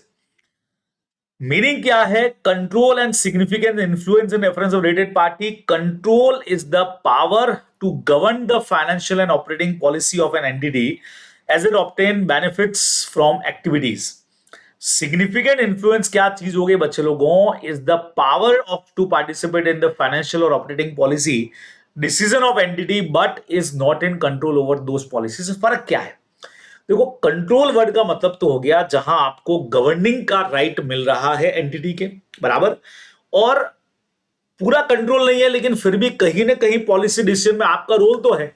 तो जैसे कंपनीज एक्ट में याद है तुमको अपन पढ़ते थे कंट्रोल, कंट्रोल का मतलब जहां मोर देन 50% पे कंट्रोल होता था, याद करो। और सिग्निफिकेंट इन्फ्लुएंस जहां 20 से 50 के बीच में होता था जब एसोसिएट कंपनी पढ़ते थे। तो कंट्रोल थोड़ा हाई लेवल हो गया, ज्यादा कंट्रोल है, पूरा पावर है तुम्हारे पास गवर्न करने का। और इन्फ्लुएंस का मतलब यार पॉलिसी मेकिंग में कहीं ना कहीं आपका कोई रोल तो रहेगा, अच्छा खासा रोल है, ठीक है। अब रेटेड पार्टी कौन सी है जो कहीं ना कहीं डोमिनेंट इन्फ्लुएंस रख रही है ओवर द एंटिटी और इट्स मैनेजमेंट। अब चाहे उनके पास हो सकता है या तो कंट्रोल है या सिग्निफिकेंट इन्फ्लुएंस है बच्चों, इसीलिए आपको ऊपर दोनों का मतलब बताया था, ठीक है। अब स्पेशल पर्पस एंटिटी या रेटेड पार्टी का मतलब क्या हुआ, special purpose entity may be a related party of entity because the entity may in substance control, ठीक है, even if the entity owns title और none of special purpose entities quality. अब कोई substance control जैसे holding subsidiary company होती है, associate company के relation है, वो सारे इसी तरह के हैं जो रेटेड पार्टीज में आएंगे जहां आपके पास कंट्रोल या इन्फ्लुएंस है। अब nature of rated party relationship and transaction बच्चों देखना, रेटेड पार्टी ट्रांजेक्शन में carry no higher ROMMS of financial statement अगर है तो similar transaction with unrated parties. मतलब रेटेड पार्टी के ट्रांजेक्शन भी वैसे ही हैं जैसे अनरेटेड पार्टीज के होते हैं। आपको याद है अपन एक वर्ड पढ़ते हैं आर्म लेंथ प्राइस, कि भाई अगर मैं कोई गुड्स बेच रहा हूं और जैसा मैं नॉर्मल कस्टमर को बेच रहा हूं वैसी रेटेड पार्टी के साथ मेरी डील जा रही है तब तो टेंशन ही नहीं है, आरओएमएस है ही नहीं। Nature of rated party relationship and transaction give rise higher ROMMS, जहां हमको लग रहा है financial statement and transaction with unrated parties, यानी कि जहां लग रहा है कि आपका जो रिलेशन है, किधर गया भाई, और इसको क्या हुआ, हाँ जी, जहां अपने को लग रहा है कि nature of rated party transaction give rise higher ROMMS on financial statement then transaction with unrated parties, जहां पे हमको लग रहा है कि यार कुछ स्पेसिफिक आप उनको अटेंशन अगर दे रहे हैं, कुछ अलग ट्रांजेक्शन उनके साथ में कर रहे हैं, तो वहां पे फिर हमारा आरओएमएमएस जो है वो हाई हो जाएगा, अपने को ध्यान में रखना है बराबर। अब ऑडिटर का काम क्या है बच्चों, auditor shall inquiry of management से पूछेगा and perform other risk assessment procedure to obtain an understanding of control if any that management has established to। अब समझना, ऑडिटर यहां पे इंक्वायरी करेगा of management and perform other risk assessment procedure, ताकि वो understanding ले सके कि भी कौन कौन सी रेटेड पार्टी है, उनको मैनेजमेंट आइडेंटिफाई करे, उनकी प्रॉपर अकाउंटिंग करे and disclose rated party relationship and transaction in accordance with the applicable FRA. कि भाई आप अगर रेटेड पार्टी के साथ ट्रांजेक्शन कर रहे हो तो उसको डिस्क्लोज करो। अगर कोई ऑथराइजेशन चाहिए तो क्या ऑथोराइज है क्या उस तरह का ट्रांजेक्शन, वो चेक करना पड़ेगा। Authorise and approve significant transaction and arrange outside the normal course of business. तो जहां पे भी ऐसा लग रहा है कि रेटेड पार्टी ट्रांजेक्शन आपने किया है तो क्या ऑथोराइजेशन या अप्रूवल लिया है क्या, या ऐसा कोई ट्रांजेक्शन है जो नॉर्मल कोर्स ऑफ बिजनेस के बाहर का है, ठीक है। जैसे मैंने आपको कहा था कि एक कंपनी स्क्रैप बेचती है, अब स्क्रैप बेचने के लिए कोई खास पॉलिसी फॉलो नहीं करके सीधे कंपनी के डायरेक्टर को बेच दिया जाता है। अब हमने किया पता किया कि यार स्क्रैप का वैल्यू 5 लाख आ सकता है और डायरेक्टर फोकट में लेके जा रहा है या खाली 50,000 में ले जा रहा है, तो गलत हो गया, आप उसको फेवर कर रहे हो, है ना। तो ऐसा कुछ है अनयूजुअल तरीके की अगर कोई चीज है। कंपनी के लिए कोई एयर कंडीशनर परचेस किया था बराबर से, लेकिन वो एयर कंडीशनर जो परचेस किया नया, वो तो कंपनी में दिख ही नहीं रहा है, वो तो पता लग रहा है डायरेक्टर के घर पे चला गया है और वहां उसके घर का पुराना यहाँ आ गया। तो कुछ भी अनयूजुअल या ऐसा कोई ट्रांजेक्शन दिख रहा है तो अपने को चेक करना पड़ेगा। ये ऐसे कहता है बच्चों अपना 550 रेटेड पार्टी, सिंपल सा ऐसे है, ठीक है। अब आता है बच्चे लोगों आखिरी ऐसे हमारा इस पूरे चैप्टर का जो है एनालिटिकल प्रोसीजर, जिसमें दो चीजें बहुत इंपॉर्टेंट है, फाइनेंशियल नॉन फाइनेंशियल, पूरा समझिएगा। इसमें जो जो पॉइंट दिया आपको सारे समझाता जा रहा हूं मैं। एनालिटिकल प्रोसीजर का मतलब evolution of financial information through analysis of plausible, का मतलब possible relationship between among both financial and non financial data. बच्चे लोगों को समझना इवोल्यूशन ऑफ फाइनेंशियल इंफॉर्मेशन, ठीक है, through analysis of plausible relationship. अब ये रिलेशनशिप किसके बीच में है, फाइनेंशियल और non financial data.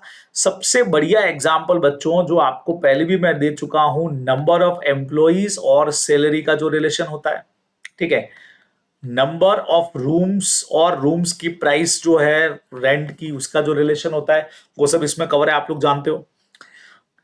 The essay deals with the auditor use of analytical procedure as substantive procedure and as procedure near the end of the audit that assist the auditor when forming an overall conclusion financial statement। वैसे एक चीज समझो, हम ये मानते हैं analytical procedure पूरे audit में प्लानिंग से लेके परफॉर्मिंग तक रहेगा, लेकिन मेनली ये यूज होता है एंड ऑफ द ऑडिट, जब अपन एंडिंग पे होते हैं ना कई बार, तो इसको यूज करके हम एक प्रॉपर ओवरऑल कंक्लूजन के ऊपर पहुंचते हैं, अपने को ध्यान में रखना, ठीक है। सेकंड नंबर आया बच्चों, to obtain relevant reliable audit evidences when using substantive analytical procedure and design and perform analytical procedure near the end of the audit, जैसा ऊपर भी लिखा हुआ था, ठीक है। अब मैंने जैसे कहा ना कि क्वेश्चन वहां भले ही दे रखा है, लेकिन ये तीनों जगह पे यूज होता है बच्चे लोगों। जब प्लानिंग कर रहे होंगे तब भी एनालिटिकल प्रोसीजर यूज आएगा, जब completion phase, sorry second number ये है टेस्टिंग फेज, जब काम कर रहे होंगे, और जब कंप्लीशन फेज आएगा तब भी हर जगह पे स्टार्टिंग से एंड तक एनालिटिकल प्रोसीजर यूज होता है। थोड़ा सा कॉन्फ्लिक्ट है क्योंकि यहां पढ़ के आपको लगेगा सर ये यूज होता है near the end of the audit, लेकिन अपने को टाइमिंग आ जाए तो ये 3 पॉइंट लिखना है, planning, testing and completion phase. चलिए अब क्या बोला है बच्चे लोगों, करना क्या है, प्लानिंग फेज के अंदर एनालिटिकल प्रोसीजर ऑडिटर को असेस करता है क्लाइंट के बिजनेस को समझने में और रिस्क को आइडेंटिफाई करने में, ठीक है। फिर जब हम काम कर रहे होते हैं, the information will assist the auditor in determining the anti, decide करने में काम आता है। भाई सेकंड नंबर अपना आया ना, एंटी जब अपन करेंगे तो उसमें काम करेगा, उसमें हेल्प करेगा। फिर इन द प्लानिंग जो होता है analytical procedure in planning the audit use both financial and non financial data, बराबर से, ये अपने को ध्यान में रखना है। अब सब्सटेंटिव एनालिटिकल प्रोसीजर क्या है, वही चीज हो गई बच्चों, the auditor substantive procedure eight the assertion level में भी, जैसा मैंने कहा, टेस्ट ऑफ डिटेल या सब्सटेंटिव एनालिटिकल प्रोसीजर या बोथ। भाई अपन जानते हैं एक होता है अपना टेस्ट ऑफ कंट्रोल और दूसरे नंबर पर आता है सब्सटेंटिव प्रोसीजर्स, उसके दो पार्ट हो गए, टेस्ट ऑफ डिटेल हो गया बराबर, एक एनालिटिकल प्रोसीजर हो गया जो मैं भी आपको सिखा रहा हूं, या दोनों। सर टेस्ट ऑफ डिटेल क्या होता है, जो एसेज अभी तक अपन ने पढ़े, चाहे वो 501 में स्टॉक को चेक कर रहे थे, लिटिगेशन देख रहे थे, थर्ड पार्टी कंफर्मेशन देख रहे थे, डेटर क्रेडिटर सबको देख रहे थे, वो सब टेस्ट ऑफ डिटेल है।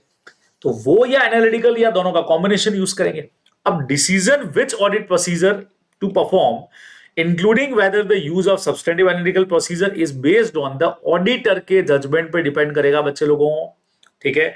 कितना इफेक्टिवनेस उसको चाहिए, ऑडिट रिस्क कितना एक्सेप्टेबल लो लेवल पे उसको रखना है, तो ऑडिटर का प्रोफेशनल जजमेंट कहेगा कि भाई उसको क्या चाहिए, उसको टेस्ट ऑफ डिटेल यूज करना है या एनालिटिकल करना है या दोनों को यूज करना है कंबाइंडली, ये ऑडिटर के पीछे पे डिपेंड करेगा।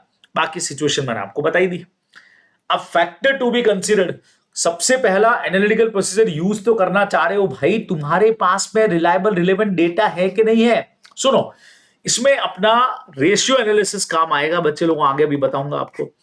उसमें आपको करंट ईयर के जीपी से पिछले साल का जीपी चेक करना है, उसके लिए डेटास भी तो होने चाहिए, नहीं तो करोगे कैसे, ठीक है। अब इसमें क्या लेवल होते हैं बच्चों समझो, एनालिटिकल प्रोसीजर में रेशियोज में या जो कंपैरिजंस हम लोग करते हैं, तो हम करंट ईयर के आइटम्स को प्रीवियस ईयर के फिगर्स आइटम से चेक करते हैं, उसमें जो भी अमाउंट्स दे रखे हैं उनसे हम लोग चेक कर लेते हैं। ठीक है, एक तरीका तो ये है।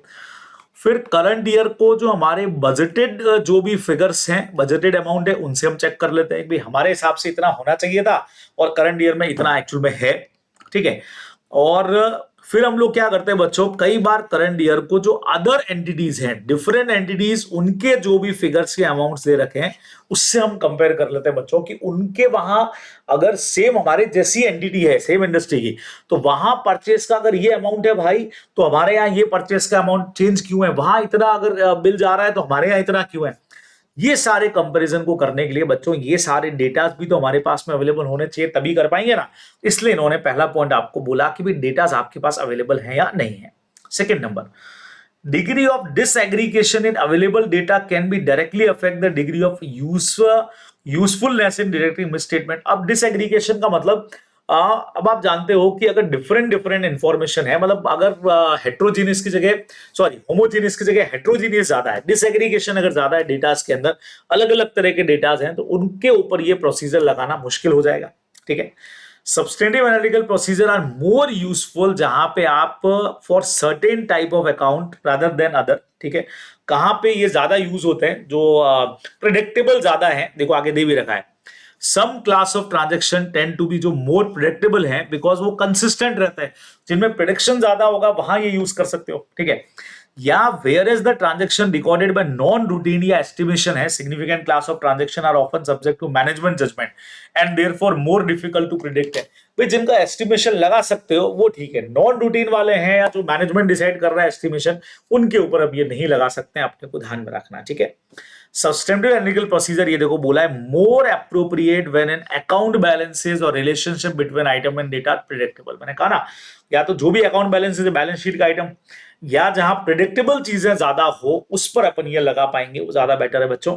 ठीक है, सब्सटेंटिव एनालिटिकल प्रोसीजर भी more effective in providing evidence for some assertion, जैसे कंप्लीटनेस आपको पता करना हो या वैल्यूएशन अमाउंट निकालना हो।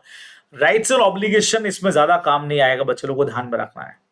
राइट्स एंड ऑब्लिगेशन पता लगाने में काम में नहीं आता है, ये ज्यादा काम में आता है जहां पे आप कंप्लीशन, ये सारी एंट्रीज कवर है कि नहीं है, मतलब वो आई कि नहीं आई, या वैल्यूएशन जहां देखना हो सबसे बढ़िया काम आ सकता है बराबर से।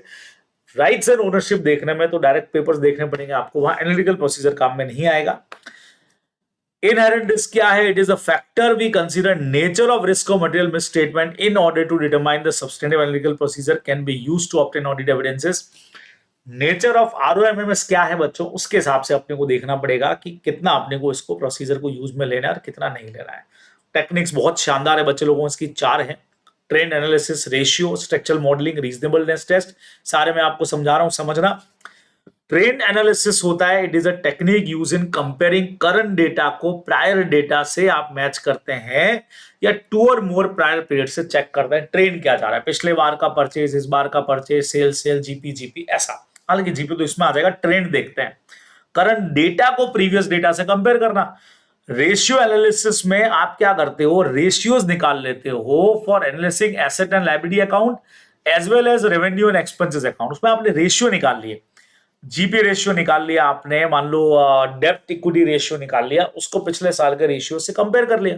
ठीक है, रीजनेबलनेस टेस्ट में it is not really on event of prior period but upon non financial data for audit under the consideration. जो मैंने अभी आपको कहा था, हमारे एनटीडी में 100 एम्प्लॉय काम करते हैं और ऑन एन एवरेज एक एम्प्लॉय की सैलरी बच्चों लग रहा है कि 10,000 है ऑन एन एवरेज, किसी की 9 है, किसी की 10 है, किसी की 10.5 है, तो ऑन एन एवरेज 10,000 है। तो ओवरऑल सैलरी जो है वो 10,000, 1 लाख और 10 लाख हो गई। अब हम ये एक रीजनेबलनेस निकाल लेंगे कि 10 लाख होनी चाहिए। अब हमने जाके सैलरी अकाउंट चेक किया, इसके आसपास ही थोड़ा बहुत ऊपर नीचे दिखेगा तो हम मान लेंगे कि सारे चेक करने की जरूरत नहीं, सही है। This is called reasonable test, जहां फाइनेंशियल और नॉन फाइनेंशियल डेटा हमने कंपेयर करके रीजनेबलनेस टेस्ट निकाल ले, अपने को ध्यान में रखना है। स्ट्रक्चरिंग मॉडलिंग एस्टिमेशन पे होता है, a modelling tool contract statistical model from financial and non financial data prior accounting period to predict current account balances. बच्चों ये प्रिडिक्शंस है प्योर, कि भाई प्रोविजन फॉर बेड डेट इतना हो सकता है, तो ये पूरा प्रिडिक्शन के ऊपर कई बार बेस करता है, ये अपने को ध्यान में रखना है। ठीक है, एनालिटिकल प्रोसीजर यूज है substantive test determining suitability of analytical procedure, evaluate data का reliability, develop an expectation and determine acceptable differences. देखो यहाँ इनके पॉइंट आपको दे भी रखे हुए हैं, इनको अपन चेक करते हैं। The reliability of data is influenced by, अपन वही कर रहे हैं ना यहाँ पे, analytical procedure used as substantive test. उसमें ये पॉइंट्स अपने को दे रखे हैं, इनको समझिएगा बराबर से, एकदम समझे। अपन एंडिंग पोर्शन पे पहुंच चुके बच्चों, इसको समझना। सबसे पहले अपन ने देखा सोर्स ऑफ इंफॉर्मेशन क्या है, कंपेयर कर पा रहे हैं कि नहीं कर पा रहे हैं, नेचर एंड रिलेवेंस क्या है इंफॉर्मेशन का, और प्रिपरेशन पे कंट्रोल किसका। बच्चों सोर्स जो इंफॉर्मेशन का है वो इंटरनल एक्सटर्नल, वो अपन ने जो पढ़ा था। कंपेयर कर पाने के लिए इंफॉर्मेशन होनी भी चाहिए, रिलेवेंट इंफॉर्मेशन है कि नहीं है, इंफॉर्मेशन कंट्रोल कौन कर रहा है। अपन ने कहा था ना कई बार, जो बजट बनाने वाला बंदा है वो ऐसा है जो गोल को लेकर के चल रहा है, तो उसके लिए यूजफुल थोड़ी होगा ये, तो ये अपने को थोड़ा सा बच्चों देखना पड़ेगा, ठीक है। अब यहां से देखना, evolution of whether the expectation is sufficiency precise, the accuracy with which the expected result of substantive analytical procedure can be predicted, ठीक है। the degree of which information can be disaggregated, जो अभी मैंने आपको पहले भी कहा था कि डिफरेंट डिफरेंट अमाउंट कितने हैं, उसका कितने चांसेस हैं, अवेलेबिलिटी ऑफ इंफॉर्मेशन कितना है, financial and non financial data. इसी पे हम देख पाएंगे कि भाई एक्सपेक्टेशन पे कितने रिजल्ट जो है वो सही उतरे कि नहीं उतरे, वो इन्हीं चीजों के ऊपर अपने को बच्चों मेनली देखना पड़ेगा, ठीक है। Now amount of differences of record amount from expected values that is acceptable, as the assess risk increase अगर हो रही है, the amount of differences considered acceptable without investigation decreases in order to achieve the desired level of persuasive evidence। ये क्या कहना चाह रहा है समझो, amount of differences of recorded amount from expected values that is acceptable, जो हमने सोचा था एक्सपेक्टेड और जो एक्चुअल के अंदर है रिकॉर्डेड, उसमें डिफरेंस दिख रहा है। Amount of differences of recorded और जो एक्सपेक्टेड था, वही अपने कहा ना बजटेड और एक्चुअल के अंदर। तो as the assess risk increase the amount of differences considered acceptable without investigation, बराबर से, in order to achieve the desired level of persuasive evidences. तो वही हो गया, डिफरेंसेस ज्यादा है तो प्रोसेस ज्यादा लगाने पड़ेंगे, तो कम है तो कम लगाने पड़ेंगे। Investigating result of analytical procedure, अगर इसमें आया inquiring of management and obtaining appropriate audit evidences relevant to management responses, performing other audit procedure as necessary in the circumstances. अब बच्चे लोगों जो रिजल्ट आए उसको इन्वेस्टिगेट करना पड़ेगा, उसके लिए मैनेजमेंट से इंक्वायरी करके एविडेंसेस ले सकते हैं, और जो अदर ऑडिट प्रोसीजर है वो अपन इस्तेमाल कर सकते हैं। ये अपने को मेनली ध्यान में रखना चाहिए भाई। ये हमारा चैप्टर नंबर 4 जो है बच्चों, बहुत बड़ा चैप्टर हमारा जो है, लेकिन आईसीआई के बेस पे हमने सारांश में से इसका रिवीजन जो है वो कंप्लीट कर लिया। तो जैसा मैंने कहा था बच्चे लोगों, ये बहुत फास्ट हमारा रिवीजन है, वन शॉट रिवीजन है, जो मैं ले ही आईसीए के मटेरियल से रहा हूं, ताकि आप लोगों को सारी चीजें बहुत बढ़िया तरीके से पता लग जाए। देखो इन्होंने बोला भी है, इन्वेस्टिगेटिव में हम दो ही काम करते हैं, मैनेजमेंट से इंक्वायरी करते हैं और अदर ऑडिट प्रोसीजर लगा करके देख लेते हैं। तो वही चीज एग्जैक्टली अपन ने यहाँ पे की है। तो जो जो पॉइंट्स यहाँ दे रखे हैं बच्चों, वो सारे यहाँ पे अपन ने कवर कर लिए बराबर से। तो ये सारा कुछ आप लोगों का, सारे ऐसे सारा टॉपिक यहाँ पे खत्म हो जाएगा। तो बढ़िया तरीके से एक बार इसको देख लीजिएगा, जिस भी स्पीड पे चलाना हो। अगला चैप्टर जो इसी का पार्ट है बच्चे लोगों, अगला हमारा कंप्लीशन एंड रिव्यू, वो हम लेने वाले हैं कल के सेशन में। तो इससे कंपैरेटिवली छोटा चैप्टर है लेकिन बहुत शानदार है, तो उसको भी जरूर देखिएगा। और क्या करना है बच्चों, पसंद आता है तो लाइक करोगे और दोस्तों के साथ में शेयर जरूर करना है। चैनल को सब्सक्राइब करना मत भूलिएगा बच्चों, बहुत सारी चीजें इसके ऊपर अब आने वाली है। ओके बच्चे लोगों, बाय बाय, टाटा, टेक केयर, ख्याल रखिएगा। फिर आपसे मुलाकात होती है। इजाजत दीजिए अपने दोस्त जयेश भंडारी को। और हम कहाँ हैं, एकाग्रता सीए के यूट्यूब चैनल पर।